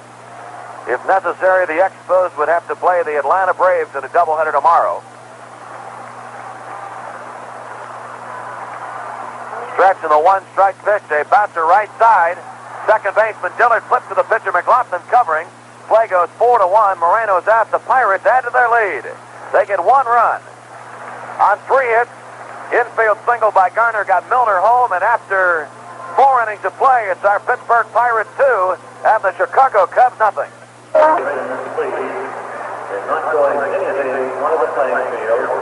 That includes Ball game moves now to the 5th inning. Pirates leading by a score of 2-0, while the Philadelphia Phillies have a 1-0 lead over the Expos. Phillies are batting in the top of the 5th inning. The pitching matchup there is Steve Rogers for the Expos and Steve Carlson for the Philadelphia Phillies. In Philadelphia, by the way, at Veterans Stadium, the Eagles have taken a 10-7 lead over the Steelers in the third quarter. Philadelphia 10, Steelers 7, third quarter in Philadelphia.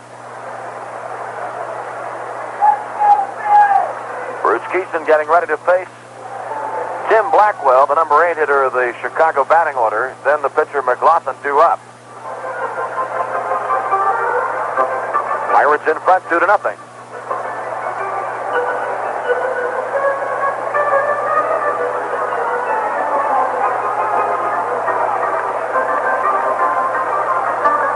Playoffs are scheduled to start. The National League playoffs are scheduled to start Tuesday night in Cincinnati. Of course, what happens today and tomorrow could push the playoffs back a day.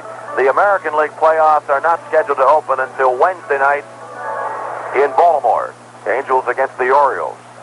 All right, Blackwell stepping in 0 for 1. Keeson's pitch is a strike. Game 3, 4, and 5 of the National League Championship Series scheduled for the Eastern Division ballparks next weekend. Up high, 1-1. Lynn McLaughlin, the Chicago pitcher, is on deck. Keeson ready with a 1-1 offering. And a strike on the outside corner as Mr. Bruce Fleming goes up with the right hand. Phillies went down 1-2-3 in the top of the 5th. So it's now 1-0 Phillies. Expos batting in the last of the 5th. 1-2 pitch. It's outside.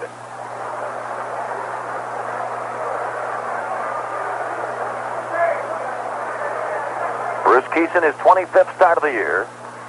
Pitch is swung on and fouled back.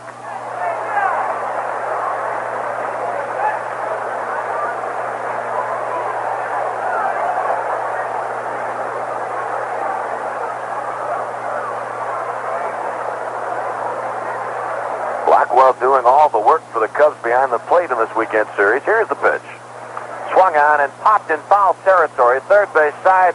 Madlock over near the seats, but it's out of play. Blackwell leading off the top of the 5th for Chicago.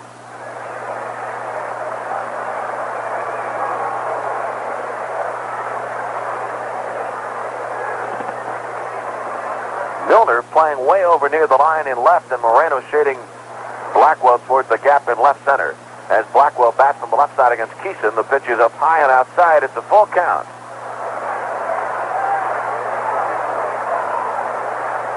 Ready with a payoff pitch. And it's high, ball 4. Second walk issued by Keeson. It goes to Blackwell, and now the pitcher, Lynn McLaughlin.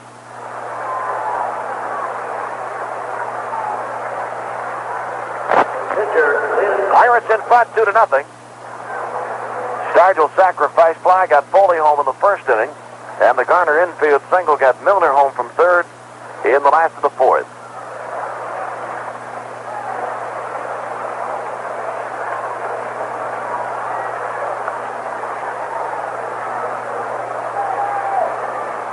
McLaughlin batting from the left side. He's a left-handed batter from Louisiana, Monroe, Louisiana. Here's the pitch to McLaughlin. He shows bunt, takes up high, ball 1. Corners of the Pirate infield charging. Matlock from third, Stargell from first.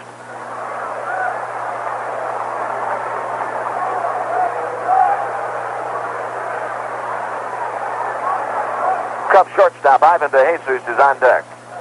Stretched by Keeson, the 1-0 pitch, and bunted out in front of the plate. Out is up with it. Going to go to second base to Foley for 1. On to first. Double play. Pirates get their 4th double play in 5 innings. McLaughlin spun right in front of the plate. Head on, jumping out like a cat. Fired to Foley at second to erase Blackwell. And then on to first for the double play. 4th double play in 5 innings. Boy, right out in front of the plate, and Ott never hesitated. Fired to Foley to erase Blackwell at second, and then Foley fired on to Garner. As Garner covered the first base bag, so on the double play it goes 2 to 6 to 4. Garner looked like a first baseman the way he stretched off the bag on that. All right, nobody on, 2 down. And Ivan DeJesus is the batter. Boy, I'll tell you, Keeson, they always say, old baseball cliche, double play is pitcher's best friend. Pitch to DeJesus, shows bunt, takes a strike. Well, Keeson getting some help from his friends here this afternoon. Here's the 1-strike pitch, and it's inside, 1-1. Nobody on with 2 down. Pirates leading 2-0. There's a bouncer to the right side. Second baseman Garner has it, puts to Stargell, and the Cubs are gone. In the 5th, no runs, no hits, a walk, a double play. After 4.5 innings from this afternoon's game at Three Rivers Stadium, Pirates 2 and the Chicago Cubs nothing. Ball game moves now to the bottom of the 5th inning. By the way, in case you're wondering, Pirates have turned 4 double plays this afternoon. The Pirate Club record is 6 in a single game. That was against St. Louis, September the 6th in 1948. All right, Foley stepping in, leading off the last of the 5th. Foley walked and scored a run in the 1st inning, singled in the 3rd. So he has an 8-game hitting streak. He's hit safely in all 8 games of this homestand. McLaughlin's pitch, and Foley takes a strike.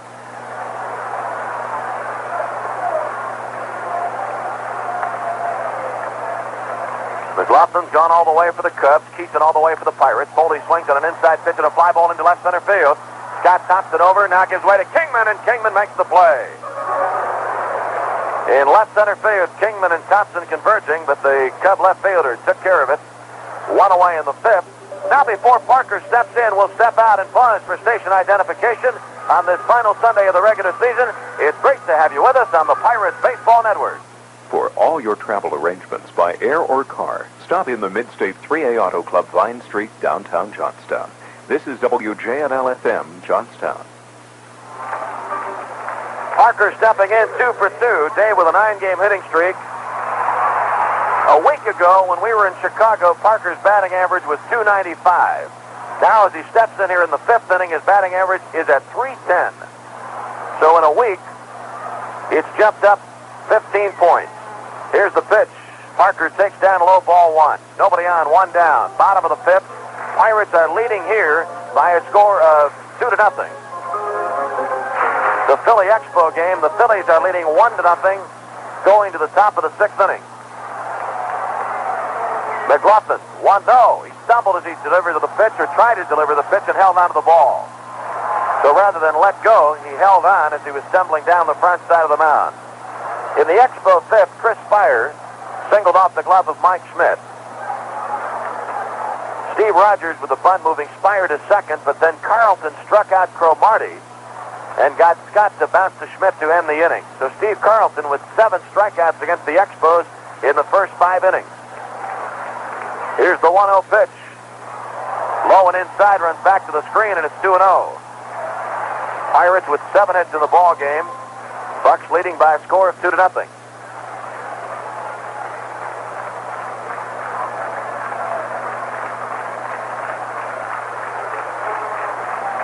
Here's the 2-0 pitch. Bouncer outside of first, and it's 2-1.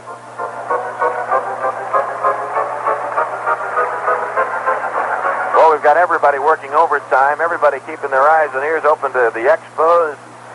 We're all rooting along with the Steelers, but they're down in the third quarter to the Eagles, 17-7. Here it's 2-0 Bucks. Parker batting in the bottom of the 5th. McLaughlin with a 2-1 pitch. A base hit to left field. Parker had 5 hits yesterday. He is 3 for 3 this afternoon. Dave with 193 hits on the year. His batting average is now up to 311.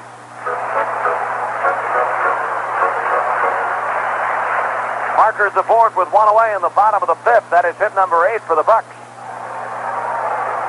And the batter, Willie Stargell. Stargell with a sacrifice fly in the first. He flied out to Kingman down the left field line in the third. 2-0, Bucks lead. Phillies in front of Montreal 1-0 in the 6th inning. Parker running, pitches a ball, throw to second base is in time. Parker is caught stealing. The throw by Blackwell. Bounced to the shortstop. And made on the short hop. He made the tag on the sliding Parker. So 2 away in the inning.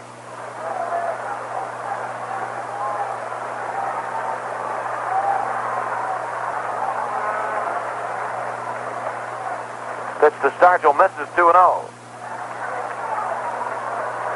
So we've not had much success against Blackwell and the Cubs in the stolen base department this afternoon. 2-0 pitch, foul down the left side, out of play.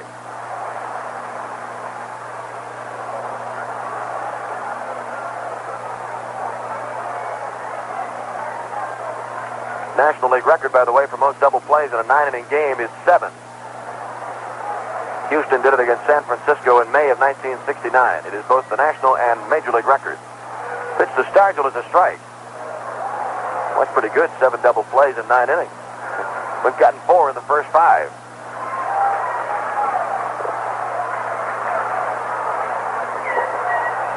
Here's the 2-2 pitch. Stargell swings, a line shot into right field. Ball well hit, it is up. It's gone. A home run for Willie Stargell. A line drive homer off the stadium wall in right field. Stargell gets his 32nd home run of the year, and the Buccos take a 3-0 lead over the Chicago Cubs.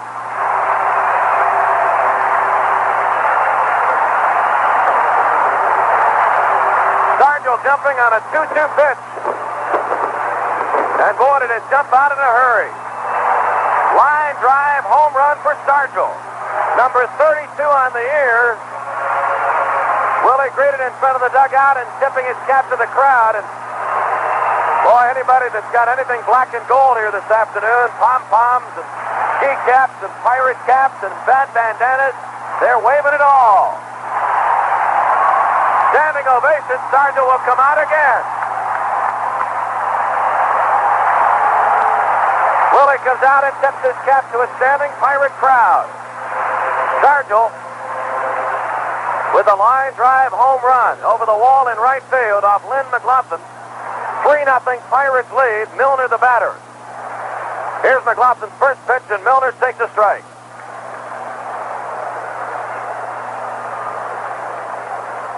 Nine hits for the Pirates. 1 strike, pitches up high.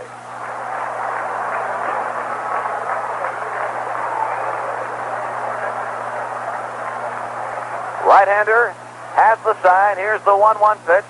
Swung on, popped in foul territory. Kelleher, their third baseman, over near the seats, but it's back out of play. Well, we're down to the final day of the regular season. And another winner in our home run jackpot. We've been giving them away all year long. And we'll pass along another winner for you in just a second.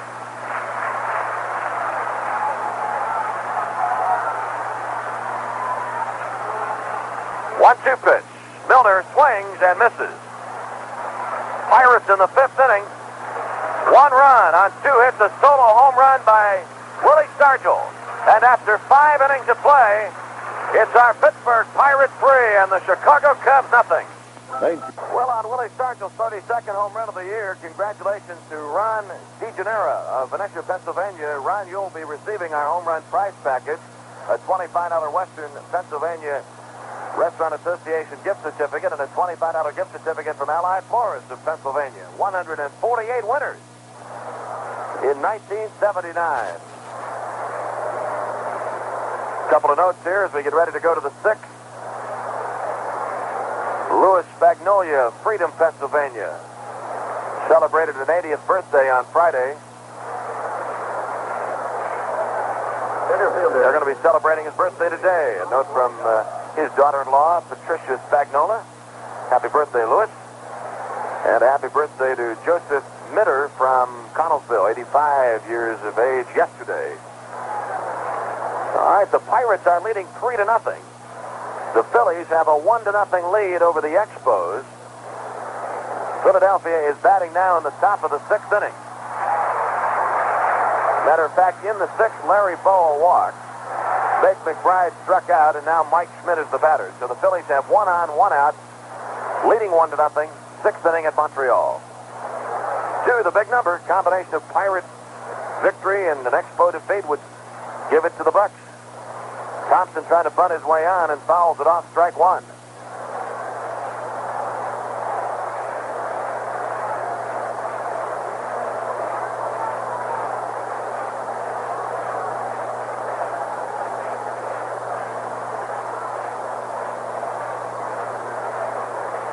Pirates got a single run in the 1st, 1 in the 4th, and 1 in the 5th.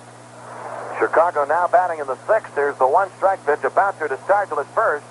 He'll take the unassisted put-out on Thompson, 1 away in the Chicago 6th.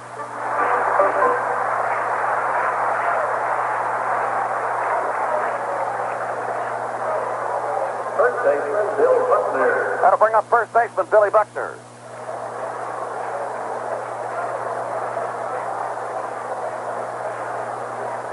Buckner 1 for 2, single to the 1st, bounced into a double play in the 3rd.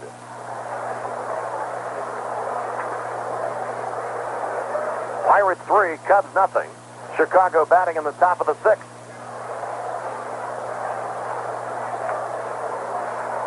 Left side, Matlock cutting across the infield, and the bouncer goes to Stargell, and a fine play by Matlock to get Buckner 2 away in the Chicago 6th. Willie Stargell hitting a home run in the bottom of the 5th off Lynn McLaughlin. Willie hit a home run off McLaughlin here at Three River Stadium on May the 30th.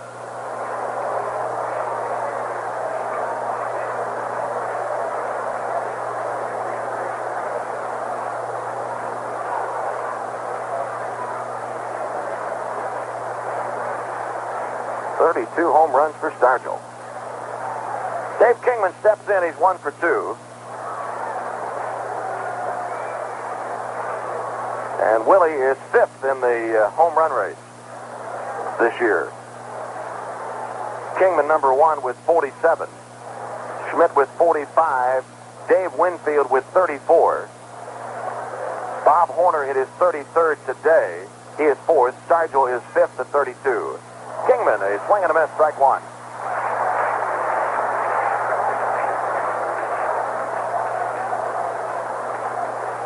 Cubs have nobody on, 2 down, top of the 6th inning.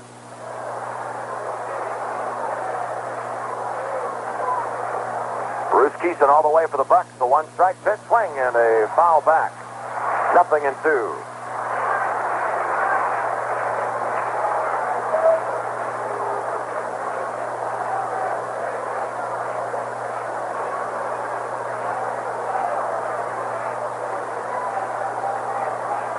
Schedule for tomorrow, right now up in the air, pending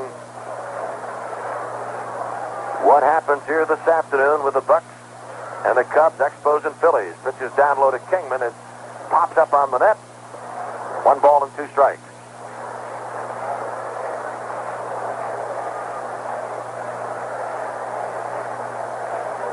Phillies batting in the top of the 6th inning. Larry Boa swiped second base. He's at second with 2 outs, and Luzinski is at bat right now.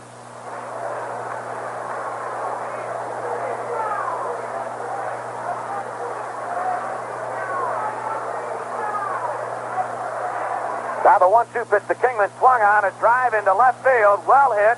Robinson going back, he's at the fence, and it is gone, a home run. Dave Kingman has homered here in the top of the 6th inning with nobody on and 2 outs. Bill Robinson, who went into left field to replace John Milner, went right back to the wall, but it was over the fence in left. Kingman gets his 48th of the year. And it's now a 3-1 ball game.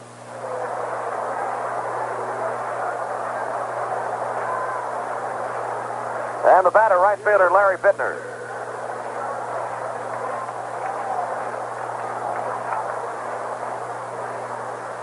Bittner is 0 for 2. Has flied to Milner twice. Swings to the first pitch and taps it outside of first base bag. I might have caught him in the batter's box as well. He's limping around. Strike 1.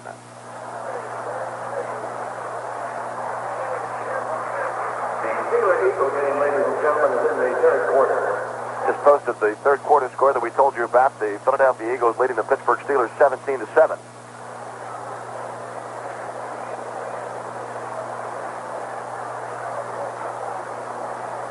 Kingman's 48th home run of the year. So it's a 3-1 Pirate lead, and the pitch is up high to Bittner.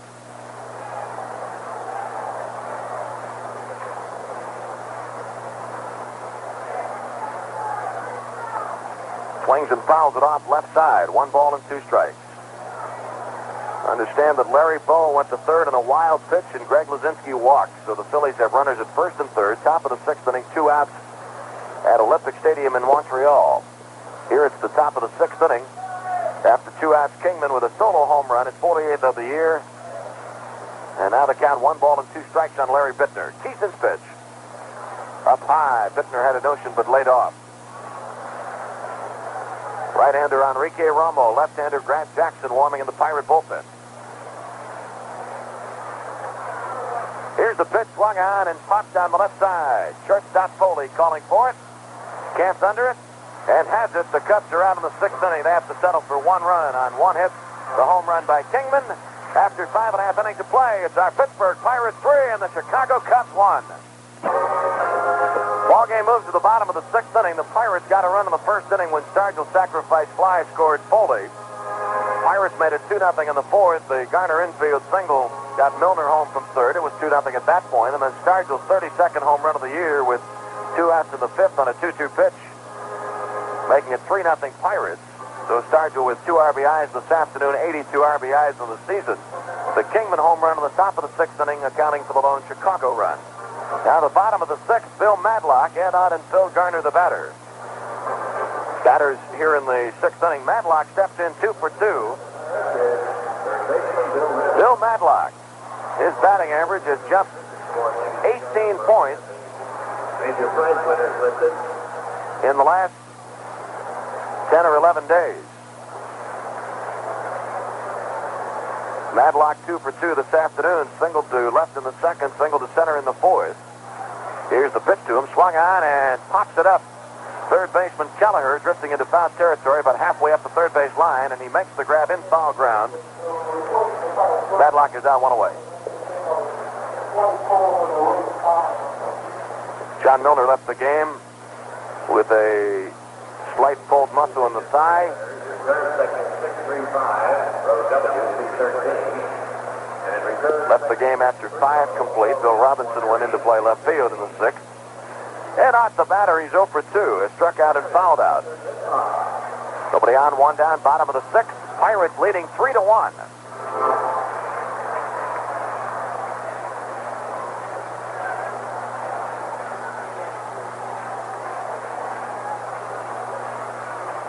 Garner on deck. McLaughlin's gone all the way for the Cubs, and the first pitch is low and inside. Ball one.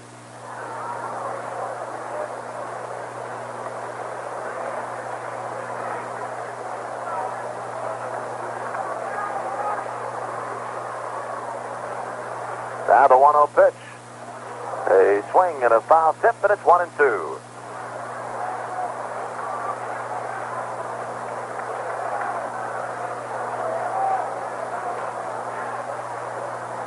Right-hander ready. Here's the pitch to Ade. Bouncer left side. Shortstop to Jesus has it. Fires on to Buckner. Ade's out 2 away in the Pirates' 6th inning. And brings up second baseman Phil Garner. Phil with the infield single in the 4th that got Milner home with run number 2.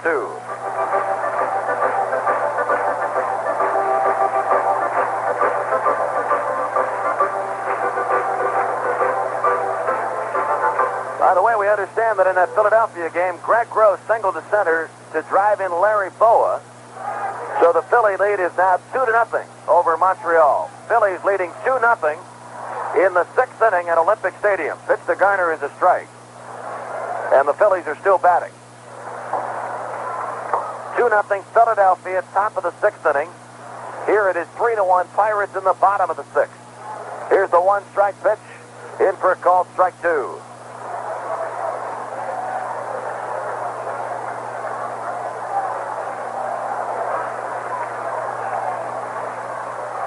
McLaughlin, 0-2 pitch, outside.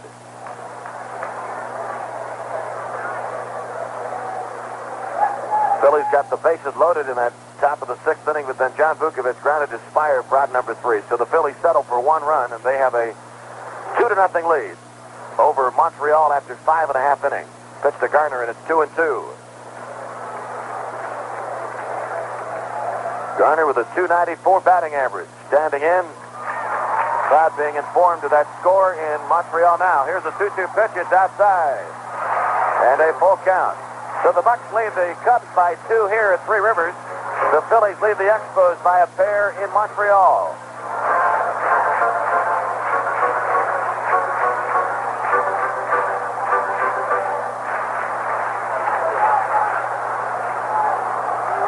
McLaughlin ready with a payoff pitch. Garner swings and pops it in foul territory. Get out of play. It will. Back into the seats, and it's 3-2.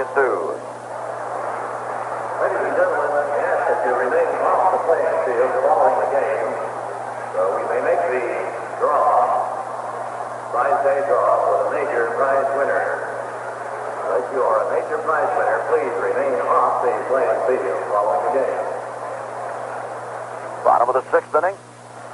Nobody on with 2 down. Pirates in front 3-1. A full count on Garner.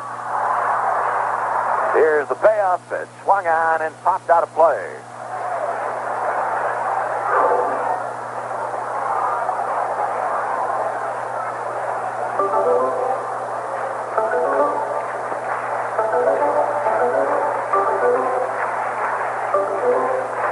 Pirates with 9 hits in the ball game.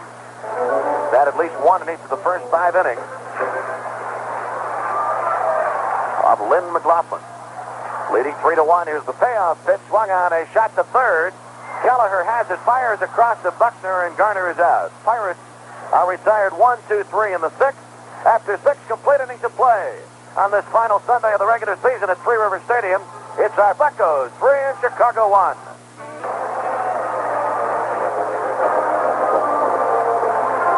Ball game moves to the 7th. The total after 6. Pirates 3 runs, 9 hits, and no errors. The Cubs 1 run on 7 hits and no errors. Bruce Keeson worked the first 6 innings, gave up only 1 run, 7 hits, 2 walks, no strikeouts. And now Kent Tekulve is going to come on as the new Pirates pitcher. Playoff ticket. National League Championship Series. And Tekulve will go into the number 9 spot of the Pirate batting order, which means he would lead off the bottom of the 7th because Tekulve is the only change. C and A. Here in the top of the 7th. For Tekulve, it's his 94th appearance of the year. Here's gauge A and C. We only have general admission. 94 appearances. Tekulve with 10 wins and 8 losses.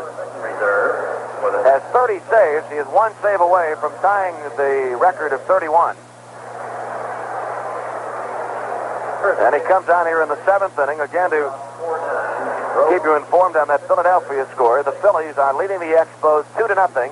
Montreal is batting in the bottom of the 6th inning. The Phillies got a run in the 3rd on a Bake McBride sacrifice fly that got Steve Carrollton home. That was in the 3rd. And then in the 6th inning, a Greg Gross single to center got Larry Boa home to make it 2-0 Philadelphia. So the Pirates lead by 2 here over Chicago. The Phillies lead the Expos by 2 in the 6th inning in Montreal. We're ready for the 7th. Here's Milo. All right, Lanny, as Jacoby comes on, he's going to try to nail one down not only for Keeson but for the Bucks, and hope that the Phillies can do the same against the Expos at the Big O, and Dillard will be leading it off. And Jacoby, an amazing fella. Defied all the scouting reports, became a big league pitcher, and has become a big league star.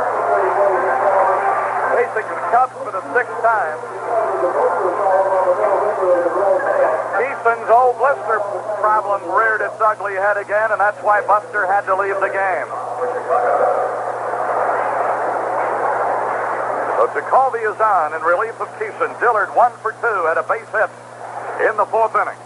He's 1 for 6 in the series. Jacoby winding pitch on the way. A ball inside of the knees. Mick Kelleher is due up next. Blackwell down in the hole. We're just moving into the 7th inning at Three Rivers in Pittsburgh on a truly delightful day. Only one thing to make it better. Win this thing. Here's the 1-0 pitch.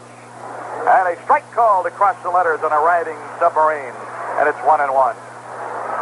I know that Chuck Tanner's mother is listening in Newcastle today. She's been a little under the weather here the last few days, and I hope things happen just the way she wants them to here today. There's a strike call. What a dream that would be for Mrs. Tanner Sr. up in Newcastle for her son Chuck to win a division flag as he came near the hometown, back in home ground to manage. There's a ball low outside, 2-2. So to Chuck Tanner's mother in Newcastle, hope you're feeling a lot better today, and hope you're ready to get out for those playoff games, because it looks like they're going to be here. Let's hope so. There's a bouncer, short, Foley charges. Fires, and he's out. One away. Dillard is out, short to first, Foley to Stargell. The Pirates have really brought their leather work to the ballpark today. We've had great plays by Madlock and Foley and Garner and Stargell. The Bucks have ripped off 4 double plays here today. Now Kelleher, who has walked and bounced into one of those double plays, stepping in with nobody on in front of him and 1 away.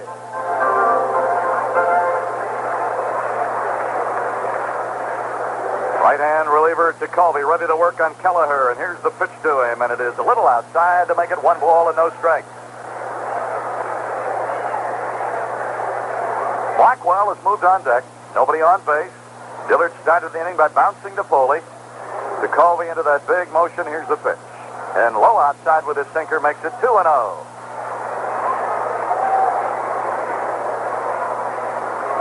Cubs got on the board in the 6th inning on a towering home run by Kingman, which just about ensures him the home run title.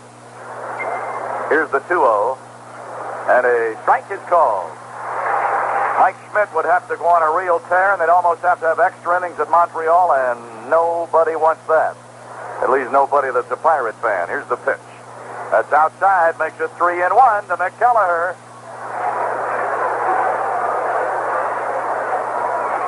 Three balls and a strike.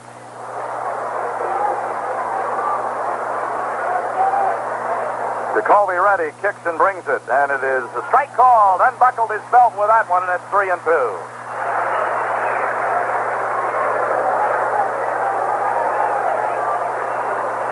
See what he serves up for a payoff here to Kelleher, playing third for the Cubs today. And he walked him. It was outside of the letters. First pass given up by Teak. It's the 3rd Cub to walk in the game. And it'll bring up Blackwell, who's bounced to second and picked up a base on balls. He's 0 for 1. Remember, there are both reserve and general admission tickets available for the championship playoffs here. You can get them. You folks listening to the game in the stands could get them on the way out at gates A and C. Right now, Jacoby and Foley are not having a little chat. They've got a runner at first and Blackwell the batter, and it looks like Blackwell's going to be lifted in favor of switch hitter Ken Henderson.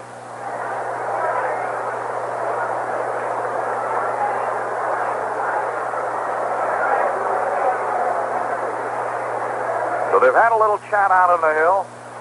Little strategy meeting. Henderson is going to bat for Blackwell, and Ontiveros, another switch hitter, is out. He's going to bat for the pitcher.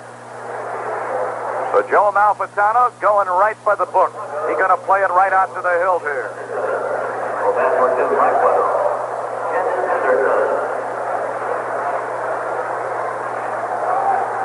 All right, Kelleher at first with one down. A walk put him there. Henderson batting .226, 2 homers and 10 RBIs. Batting left-handed against Jacoby.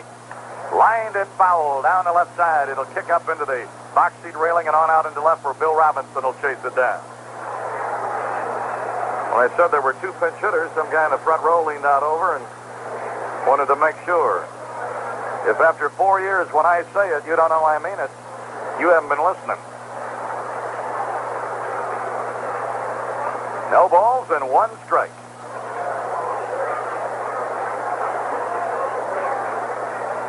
The pitch, and it is outside of the knees. Boy, that was borderline. Ott held it there, trying to make an impression on the plate umpire. 1 ball and 1 strike. Dillard bounced to short to start the inning. Kelleher walked. So he takes his lead at first. Stargell trying to hold him close. Jacoby in relief of Keeson as we play in the 7th. And here's the pitch on the way to Henderson. Sinker low, 2-1. Jackson and Romo heating in the bullpen. Pirates got a run in the 1st, a run in the 4th, a run in the 5th. Cubs got a run in the 6th. It's 3-1 Pittsburgh, and the Cubs are batting in the 7th inning. Pitch on the way.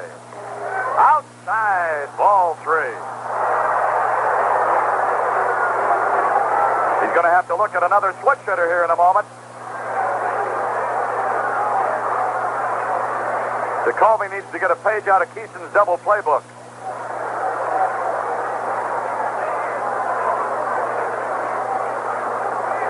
Now Henderson stepping back a moment. They might have something on with Kelleher. Henderson wanted to make sure that he read Cookie Rojas correctly. Runner's not going. And there's a lined foul down the left side. It's going to end up in the Pirate bullpen. Don Robinson is also available today. Told Chuck Tanner that felt well enough that he could help today if he was needed.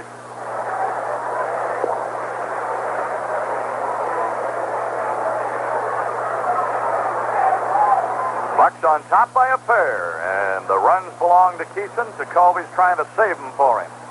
Henderson waiting, and a 3-2 pitch. A bouncer through the left side, a base hit.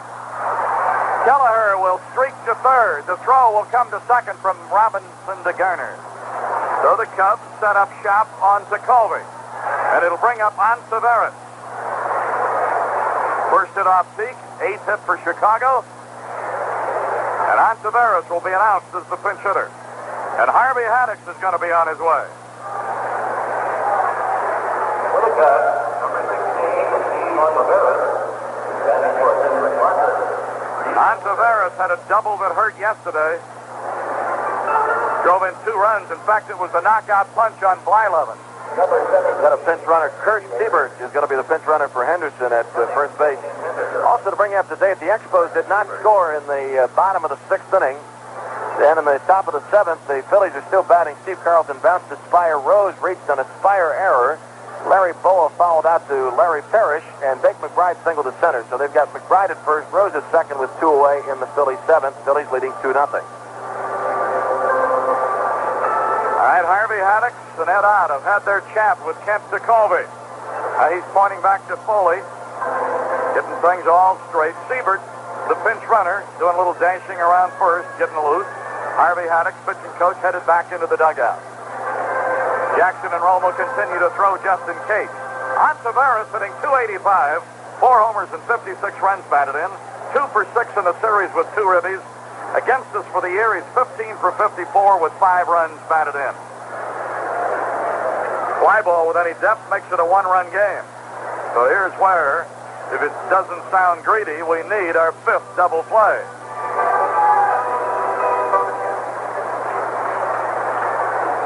And when you're fighting for a pennant, greed doesn't enter into it. You're just trying to get what you want. And that's a ball outside. DeJesus is due up next. And the natives are getting restless here.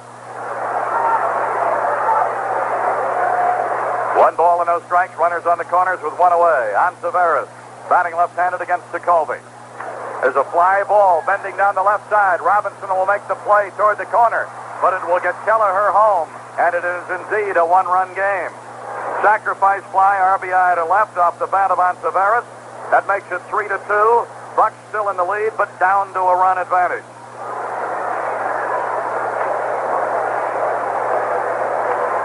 So still a runner at first. The pinch runner, Siebert, go up to the top with Ivan de Jesus. Shortstop, Ivan de Jesus.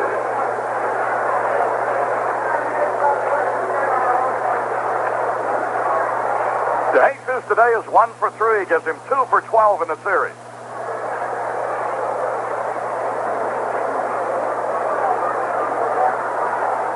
So a walk and a single and a sacrifice fly puts the Cubs on the board with their second run. Here's the pitch on the way to De Jesus, and the strike is in there. Got the slider in the strike zone, and it's 0-1. Pirates have led since the opening inning, but the Cubs have tightened it up. It's 3-2 Pittsburgh. Look back, here's the pitch.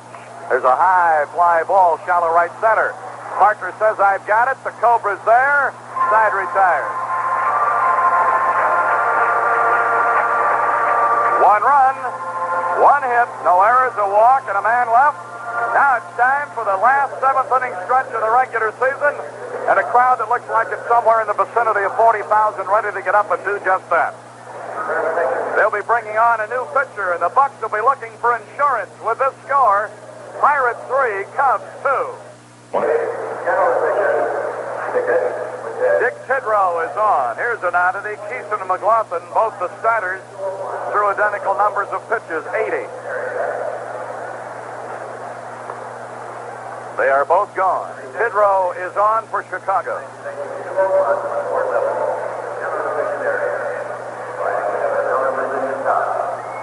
Tidrow with a 2.58 ERA, 11-5, and he's picked up 4 saves.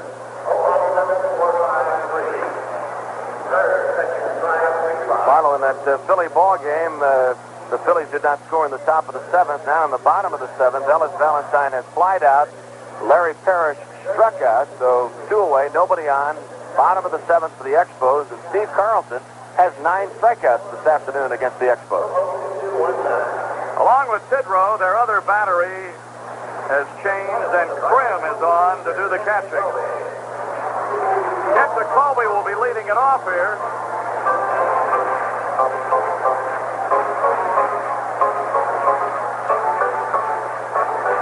Jacoby leading it off in the 7th. Pirates leading by a run in a 3-2 game. After Teague will go up to the top with Moreno and Foley. We've had a home run on each side. Stargell for the Bucks, Kingman for the Cubs. Stargell got his 32nd. A line drive that knocked a hole in the stadium wall out beyond the right field fence. Kingman got his 48th home run.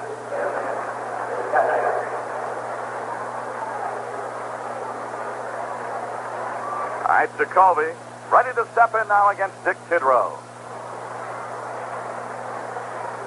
Tidrow's first pitch to Jacoby bunts it foul. Looked like he was trying to push it up the first base side with Buckner playing back.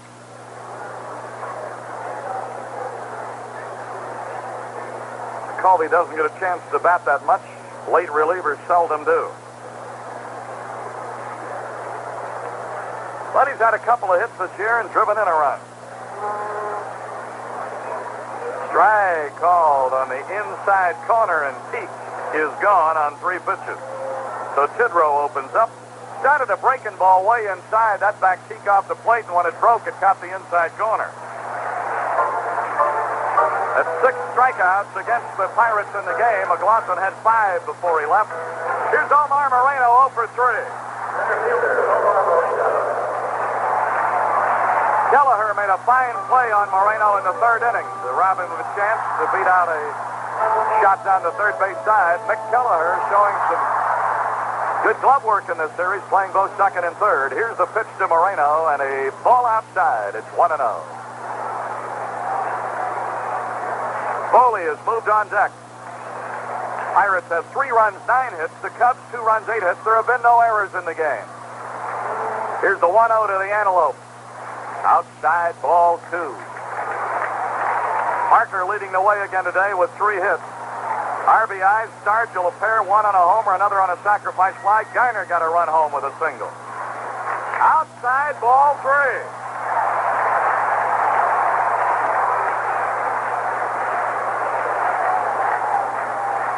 See if we can get him on and test this young catcher's arm. There is a strike.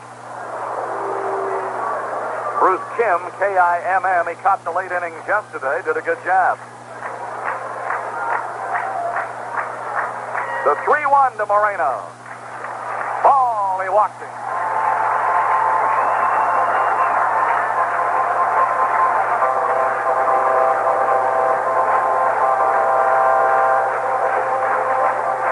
The leading base stealer with 77, Moreno. Let's see if we try to manufacture something here and up the ante. And boost that 3-2 score in favor of the Pirates. You got Foley stepping in, Parker on deck, Stargell down in the hole.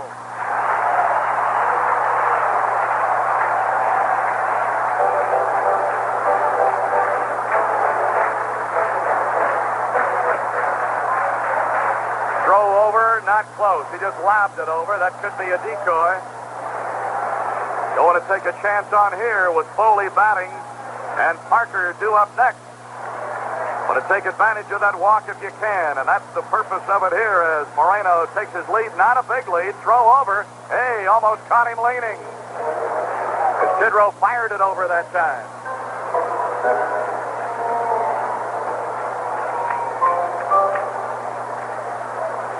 Now Moreno gets up, goes out to the lead.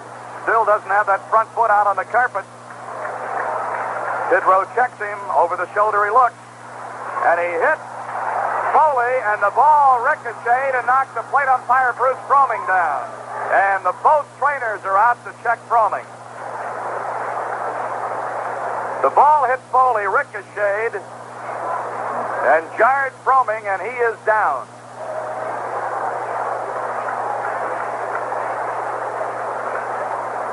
And the way they're working, I think it snuck in there and got him in the Adam's apple. Or at least in the neck somewhere. Dr. Joseph Feingold, who's been the team doctor here for many, many years, was out of the stands like a rocket shot down there to look.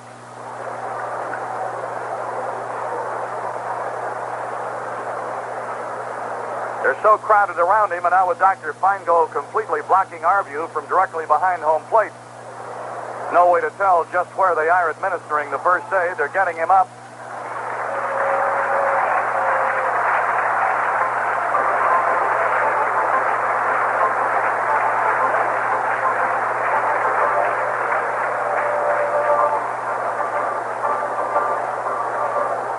I think it was more on the clavicle than in the neck, the way he's the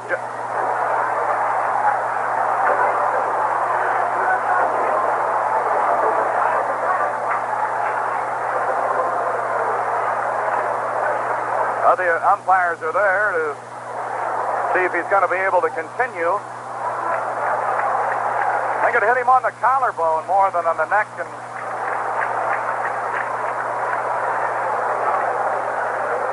might have caught the side of his face, right back of where the pad on the mask protects him. I think he's going to be all right to continue. When the game does get underway again, it'll be Moreno second, Foley first, and Parker will be the batter. And Bruce Kim, the catcher, will be batting ninth. Tidrow batting eighth, Kim ninth. They're keeping a card. Tidrow is batting eighth on the Cub card, and Kim is batting ninth. Now the other umpires have called for Tony Barterome, the Pirate trainer, to come out again.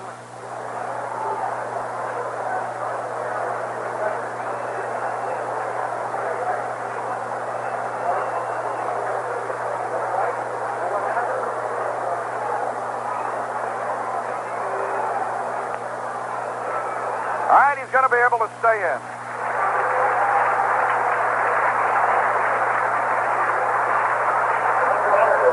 And Dave Parker with 3 for 3 and 10 hits in the series will bat with two teammates aboard and one out in the bottom of the seventh inning.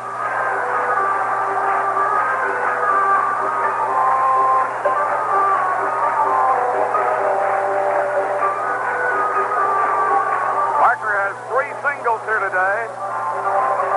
His 5 hits yesterday, 2 the night before. He's batting .311.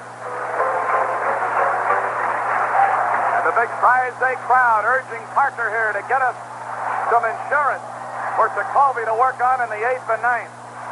Bouncer first base. Buckner's only play is to come to the bag. Moreno moves to third. Foley goes to second. Now it's up to Stargell.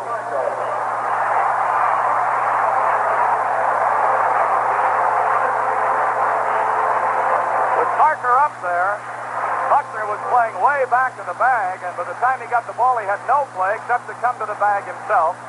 Crowd being instructed on the big message board that his home run in the 5th gave him 1,476 career RBIs, making him the all-time Pirate leader. He won't get a chance here with first base open. They'll put him on.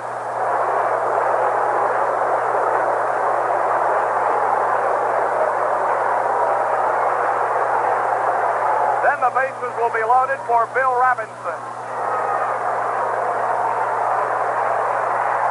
who will be batting for the first time.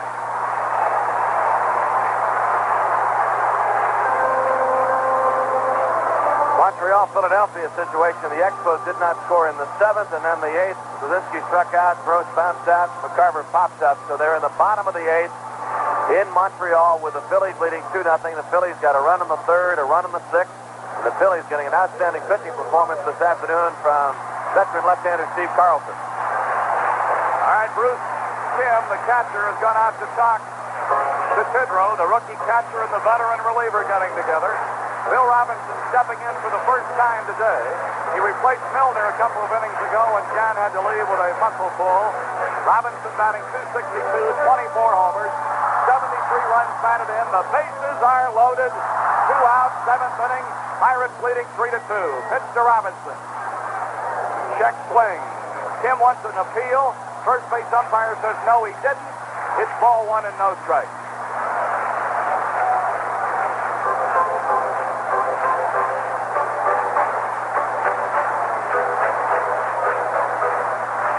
Tidrow to the belt.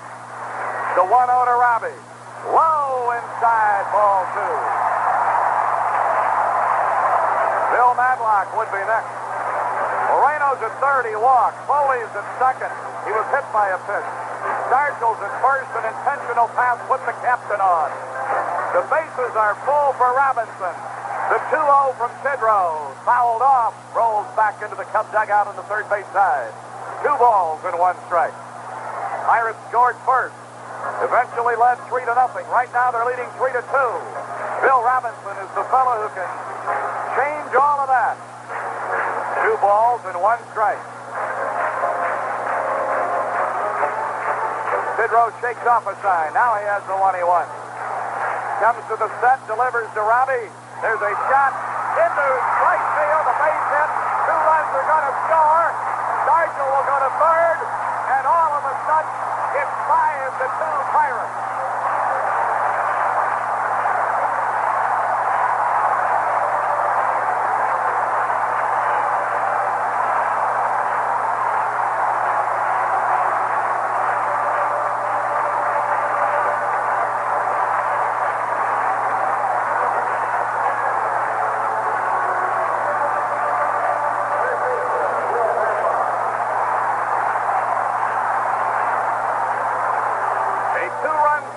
The fingertips of Dillard and rolled into right. And while it was rolling, Moreno scored with run number 4. Foley with run number 5. Madlock shows bunt.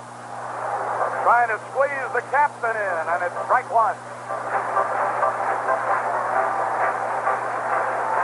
Robinson with 2 more RBIs today. Now has 75 for the year. A big clutch 2-out hit by Bill Robinson, giving Jacoby some breathing room. And the Pirates, for the second time, have a 3-run advantage. Runners on the corners. The 0-1 to Madlock. Robinson running, and he's going to make it easily. Stolen base. The absolute pass master of the delayed stolen base has done it again. Gives him 13 stolen bases.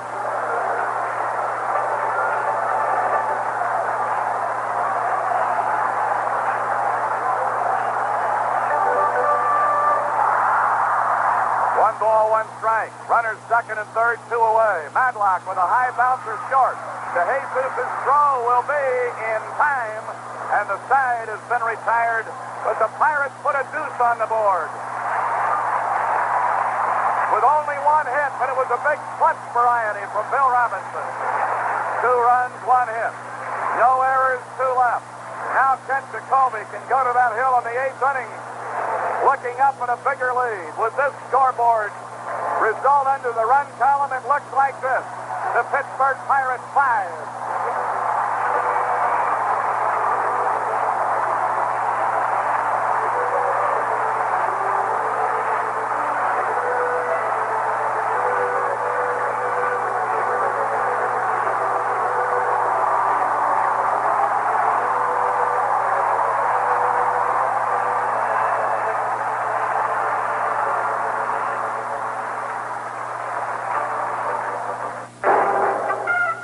The 1980 Chevrolets are coming, America, and your Chevy dealer must make room for them.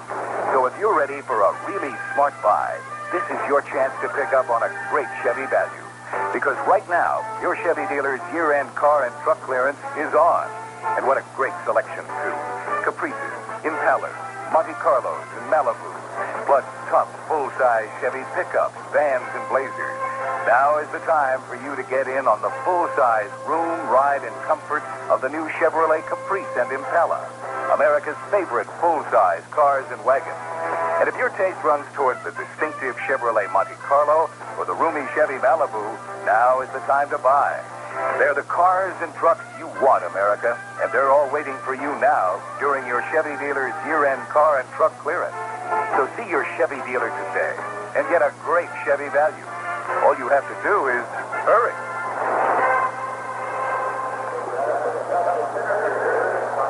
Kent Jacoby ready in the 8th to look at Thompson, Buckner, and Kingman, and we know we've got some great fans in Fairmont, West Virginia, the Sam Larrys. Kent Jacoby ready in the 8th to look at Thompson, Buckner, and Kingman, and we know we've got some great fans in Fairmont, West Virginia, the Sam Larrys, celebrating a 22nd wedding anniversary this week. And what made us better way to celebrate than with a Bucs victory?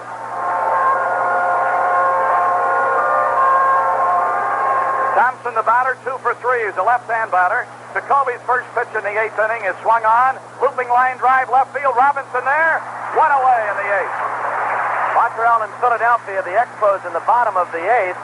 Cash was the batter for Rogers, and he was retired. Then Cromartie bats to Vukovic, and Scott became Carlson's 10th strikeout victim. Then Vukovic popped up in the top of the 9th. So the Phillies are batting, top of the 9th inning. Philadelphia leading 2-0. Here is Bill Buckner, 1 for 3. Pirates on top by 3 for the second time. They led 3-0, then it got to 3-2. Now it's 5-2 Bucks. Buckner's had 5 hits in this series.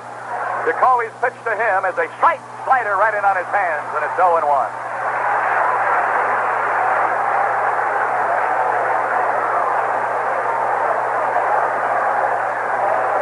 Jacoby waiting for Buckner to get back up in there. Dave Kingman, who supplied one of their 2 runs with a home run in the 6th inning, is the on-deck batter.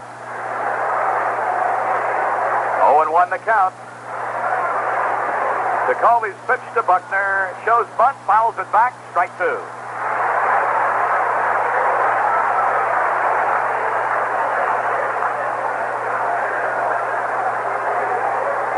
The Steelers went to Philadelphia expecting a dogfight. They got one, and the Eagles beat them 17-14. A final, the Steelers lose to the Eagles 17-14. No balls, 2 strikes to Bill Buckner. Here's the pitch from Jacoby. Sinker low outside, 1-2.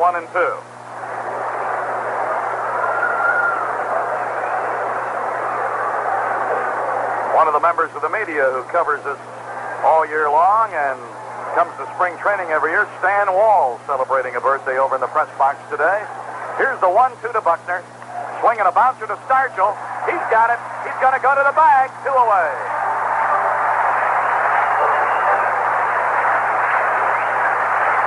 Buckner out to Stargell unassisted.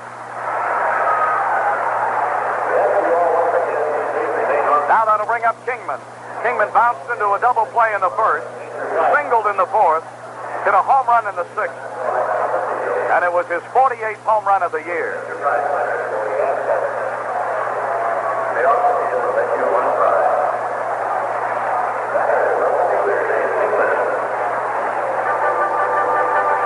So the Cub fans over the winter will have a lot to point to with pride by having the home run king, King Kong.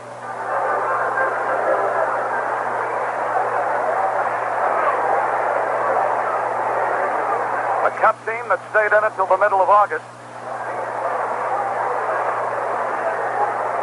They've got the shift on Kingman. Outside the ball. Shortstop Foley toward the hole. Garner playing about 8 or 10 feet on the third base side of second. Stargell's about 30 feet off the first baseline. The outfielders are deep, but swung around to the left. They're all just this side of Allegheny Center. 1 ball and no strikes. Pitch on the way from Teak. Swing and a miss. What a rip. 1 ball, 1 strike.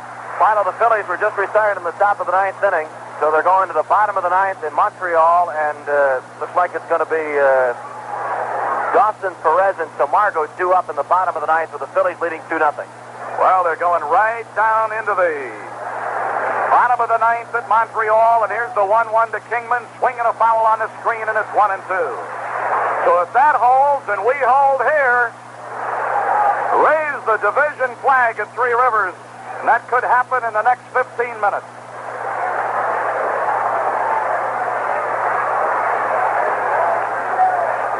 One ball and 2 strikes. For those of you who have been thinking pennant, keep on thinking, will you? 1 ball and 2 strikes. Kingman batting with nobody on and 2 down, top of the 8th inning. DeColvey into the motion. The 1-2. Just outside. 2 balls, 2 strikes. Kingman, who started as a member of the Giants. He was a star at USC. He was quite a pitcher there. He's been with several clubs, but it looks like he's found a home at Wrigley. Fly ball into left center. That's going to drop because they were playing so deep. That ball leaps on the artificial surface, and Kingman's going to be in at second.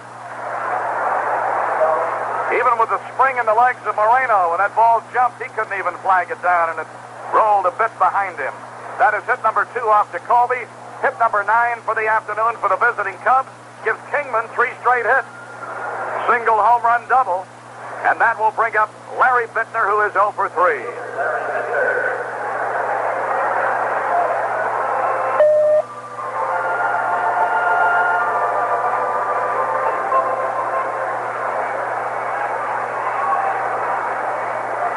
Bittner batting with Kingman at second base, 2 down in the top of the 8th. Pirates about hit him 10-9. Bucks leading the score 5-2. There have been no errors in the game. Colby's pitch outside of the knees. Bruce Keeson started. Colby came on in the 7th. They've used McLaughlin and Tidrow. 1 ball, no strikes. Kingman leading away at second base. Colby taking that big, deep breath. Now he's ready. Comes to the set, looks back to second, kicks and delivers to Bittner. A shot up the middle, a base hit. That will bring Kingman home. It'll cut the lead to 2. The throw will come on by Stargell, but not a chance to get Kingman there. And Bittner has driven in a run. And the Cubs are back to within 2. Hit number 3 off to Colby. The Cubs even the hit column at 10. That's going to bring up Vail as a pinch hitter.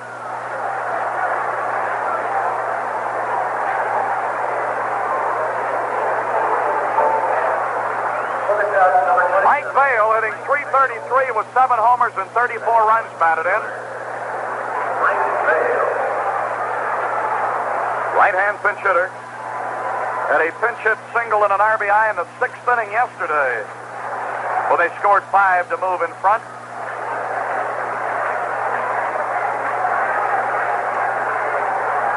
All right, 2 away. Runner at first. Pitch to Mike Vail from Jacoby. Swing and a miss. Runs to the breaking ball going away. Vail is batting for Dillard. Kelleher would be next. Kelleher is on deck to the left side. The run is in. They've scored a run in each of the last 3 innings. Here's the pitch. Outside. 1 ball, 1 strike.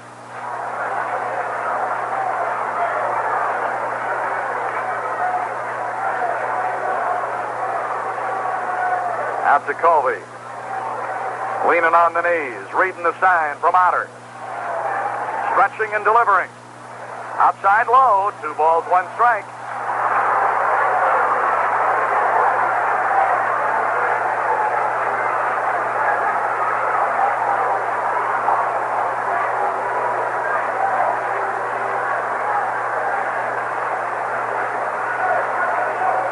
Almost nipped him with that one. 3-1. Bottom of the 9th in Montreal. Andre Dawson, the leadoff hitter against Carlson, walked. Perez struck out, becoming Carlson's 11th strikeout victim, and now John Camargo is due up. Oh, you talk about bearing down in a game that, other than personal pride, means nothing, and that shows you how much pride means to these professional baseball players. The Cubs here have got no place to go today but to an airplane and get back home and go to their families for the winter. But they're playing it right cozy to the vest here today, battling the Bucks. And the Philadelphia Phillies trying to end the disappointing year with a flourish as Carlson has Montreal shut out in the 9th. There's a bouncer right side. Geiner over, has it. Rose got him, and that's all in the 8th inning. Geiner with a good quick move to his left. Throws out pinch hitter Vail. Cubs get 1 run, 2 hits. Bittner drove in Kingman. No errors, 1 left. We're going to go to the bottom of the 8th, and another run or 2 wouldn't hurt a thing here. It's the Pirates 5 and the Chicago Cubs 3. Macco is the new second baseman for Chicago, and there may be a flash from the Big O. Milo, I think you're feeling it throughout the stands. It's all over in Montreal. The Phillies behind Steve Carlson beat the Expos 2-0 this afternoon. Magic number's 1, so the Pirates do indeed control their own destiny right now. And they're doing it in their own ballpark. And the bad bandanas are waving everywhere. The Pirate Parrot just went berserk.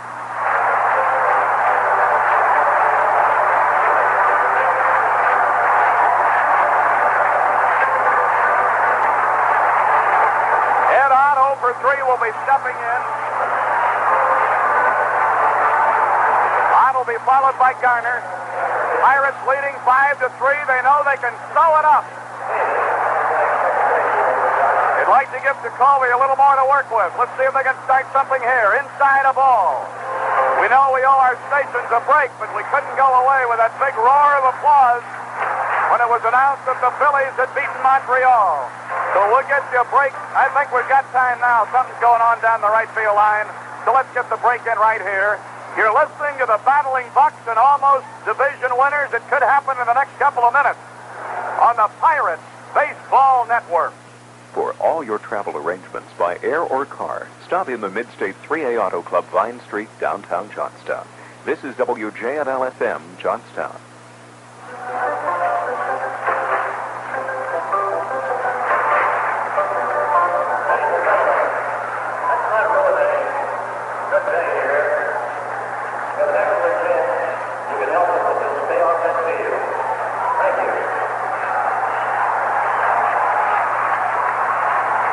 Davis is the new second baseman for Chicago. Now we're ready again, and the pitch to Ott down low. Ball 2 and no strike. By the way, Milo, the folks in Montreal hearing us again this afternoon. They've tuned into us on the Expo Network. All right, here's the 2-0 to Ed Ott, and a strike at the knees, 2-1. Ott has been called out on strike, popped to third, grounded to short. Pirates are leading 5-3. Kidrow winding 2-1 to Ott. Line down the left side, it is a fair ball into the corner. Kingman comes out of there with it. Ott is standing with a double.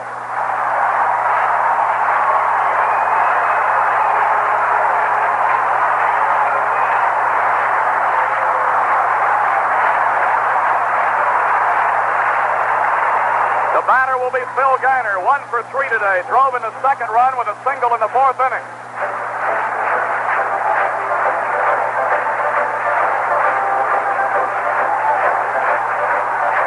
The Montreal Expos at the moment are 95 and 65.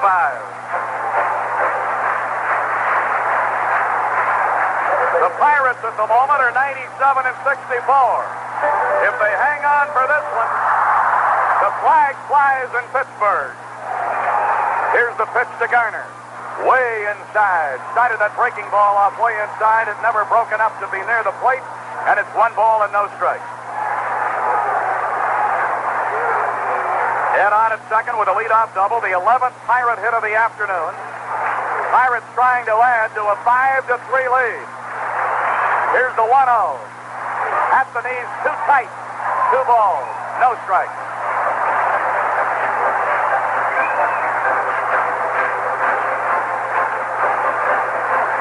Phil Geiner, who's had 3 hits in the series and driven in a couple of runs, is back up in there against Tidrow. The check of on at second. There's a high bouncer third. Kelleher in, looks the runner back, fires the first, out at first, and it's 1 down. Now, Kent Jacoby is due up, and he's coming out. Chuck Tanner said something to him, and Jacoby heads for home plate.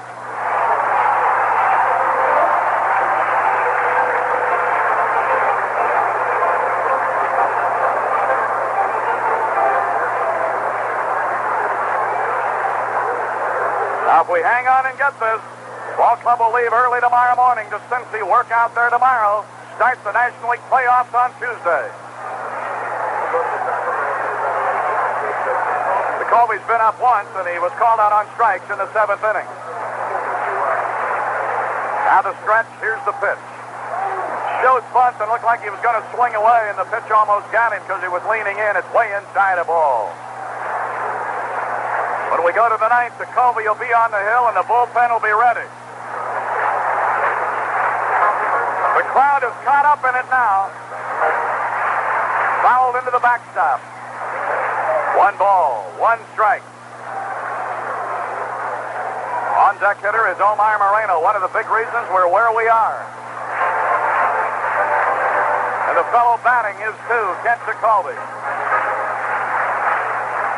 A ball and a strike as Tidrow stretches and looks back.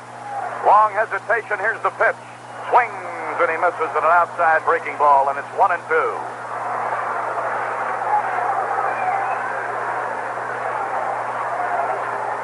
1-2 the count. Jacoby stepping back up in there. That hit that Bill Robinson picked up in the 7th inning looks like a big one. It drove in runs 4 and 5. Here's the pitch. Strike call. Started to go. Held up. Took it for a called strike. And it's 2 away in the Pirate 8th. Strikeout number 2 for Tidrow, number 7 in the game. And Omar Moreno will be the batter.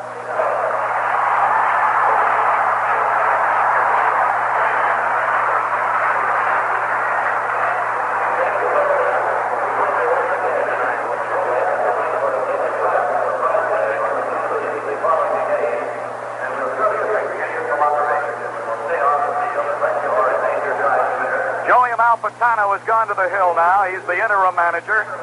All signs point to the fact that they're going to go outside their organization to name a manager, so this might be his last day of running the club, although that is subject to change. But he's had his conference.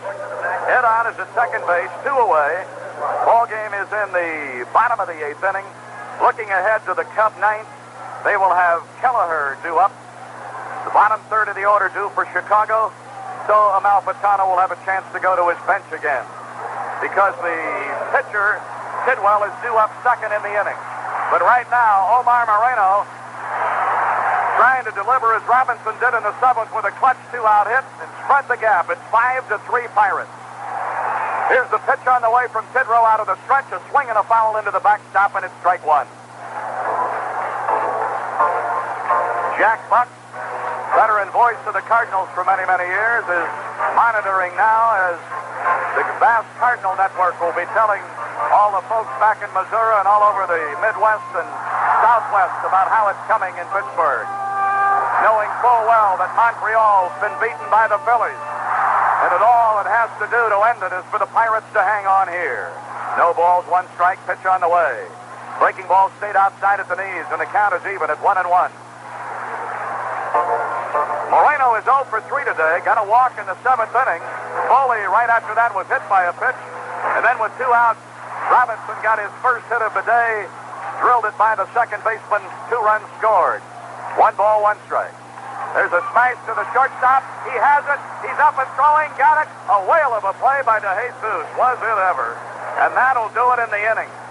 DeJesus, boy, did he cover some ground to get to that ball. He must have been 8 feet on the first base side of second when he let it fly and gunned down the speedy Moreno. So it's no runs and 1 hit. The leadoff double by Ott left him on base. No errors and 1 man left. And so we go to the 9th. The season for the regular season in the division has boiled down to a half an inning. 3 outs. Jacoby, the ace of the bullpen, is headed to the hill to protect this lead. Pirates 5, Cubs 3.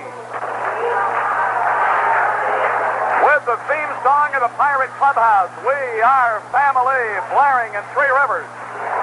Kent Jacoby needs 3 outs to nail it down for Keeson and the 79 Bucks. Mick Kelleher will lead it off. Kelleher today has walked, bounced into the double play and walked again. For those of us joining us on the Cardinal Network, early in the game, when Keeson was in, the Pirates turned 4 double plays for him in the first 5 innings. The Pirate glove work today has been magnificent. Mick Kelleher, 0 for 1 officially, walked in the 7th and scored on an Ontivera sacrifice fly. 5-3 Pittsburgh. Grant Jackson throwing in the bullpen. He's a lefty. The right-hander Enrique Romo is loosening. Kent Jacoby on in relief for the 94th time this year. And the pitch on the way to Kelleher. A strike is called, and it's 0-1. Jacoby is working in his 3rd inning. He came on in the 7th and gave up a run. He gave up another run in the 8th. Bill Robinson's hit has the Pirates in front 5-3. A little outside for a ball. Count is even at 1-1. The Battling Bucks, who have lived up to that nickname in every sense of the word during '79, now turning it around and trying to hang on with Jacoby. Here's the 1-1. A high bounce. Geiner in, grabs, throws, and it's 1 away in the 9th. A ball that must have jumped 30 feet in the air on this artificial carpet. Geiner stayed right with it, threw out Kelleher, and it's 1 away, and Jerry Martin will be the pinch hitter.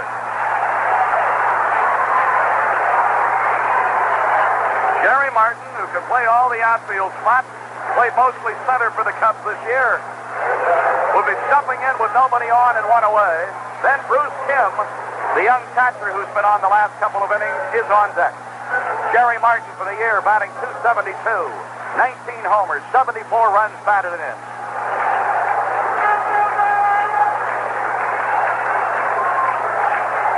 Martin, after getting into the extra inning game yesterday, went 0 for 3, swings and misses at a sidearm slider, and it's 0-1.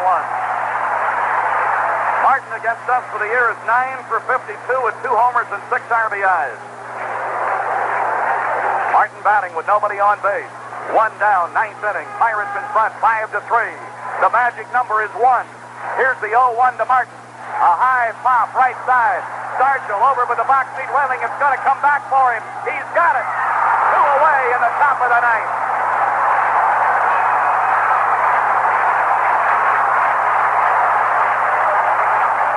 The season has come down to an out as far as the division title is concerned. This crowd is standing. Not a seat occupied. Everybody's up, pulling for Jacoby to end it.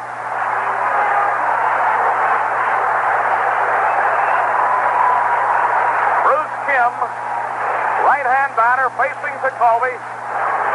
It's all on the line for taking for the 79 Pirates.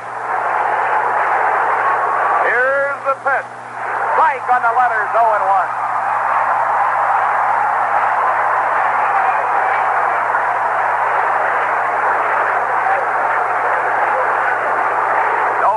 and a strike. Jacoby wheels and brings it. Swing and a miss. Strike two. Pirates are shooting for their 98th win. The magic number is 1. 1 out. 1 win. A division title resting here. Here's the 0-2 pitch. Threw it away. No harm, nobody on. 1 ball, 2 strikes.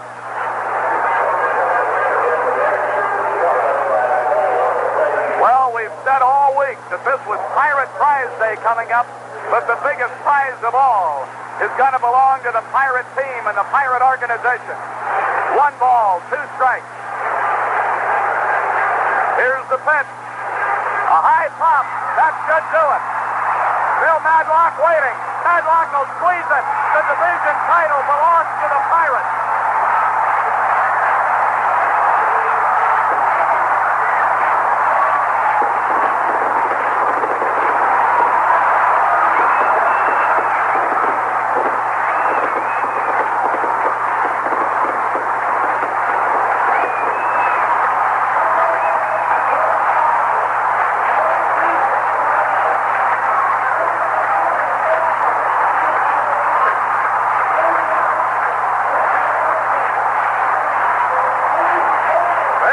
Mob scene at Three Rivers. Everybody went out to give the Pirate reliever, Kent Jacoby, the congratulations he deserved. Jacoby earned his 31st save as he nailed it down for Keeson's 13th win. And the Pirates have not only won this game, but they took it to the final day along with Montreal. And when Montreal lost, the Pirates, by hanging on to this one, have just become the 1979 Eastern Division champions. What a way to finish it. What a season it's been. And you've got to say congratulations to the Montreal Expos, John McHale and the Montreal organization, fine field manager Dick Williams, and all those Expos. I know this is not a great moment for them, but they're going to look back on 79 as a great Montreal baseball year. And so it's all over.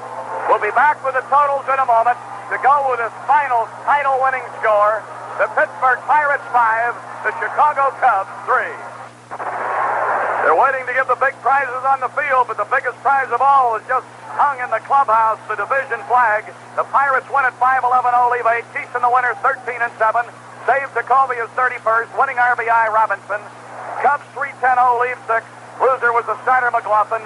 And this is the finish to another exciting year. The division title belongs to the Pirates. It's on to the playoffs. This last game of the regular season brought to you in part by Budweiser. For all you do, this Bud's for you. By your local Napa Auto Parts stores. That's Napa. They help keep America moving. And by Chevrolet, who invites you to visit your Chevrolet dealer while his year-end clearance of cars and trucks is on. Final score, the title goes with it. In the Eastern Division, Pirates 5, Cubs 3. Engineer Bill Roberts. Executive producer Harry O'Toole. Our next broadcast will be Tuesday from Cincinnati as we start the playoffs with the Reds.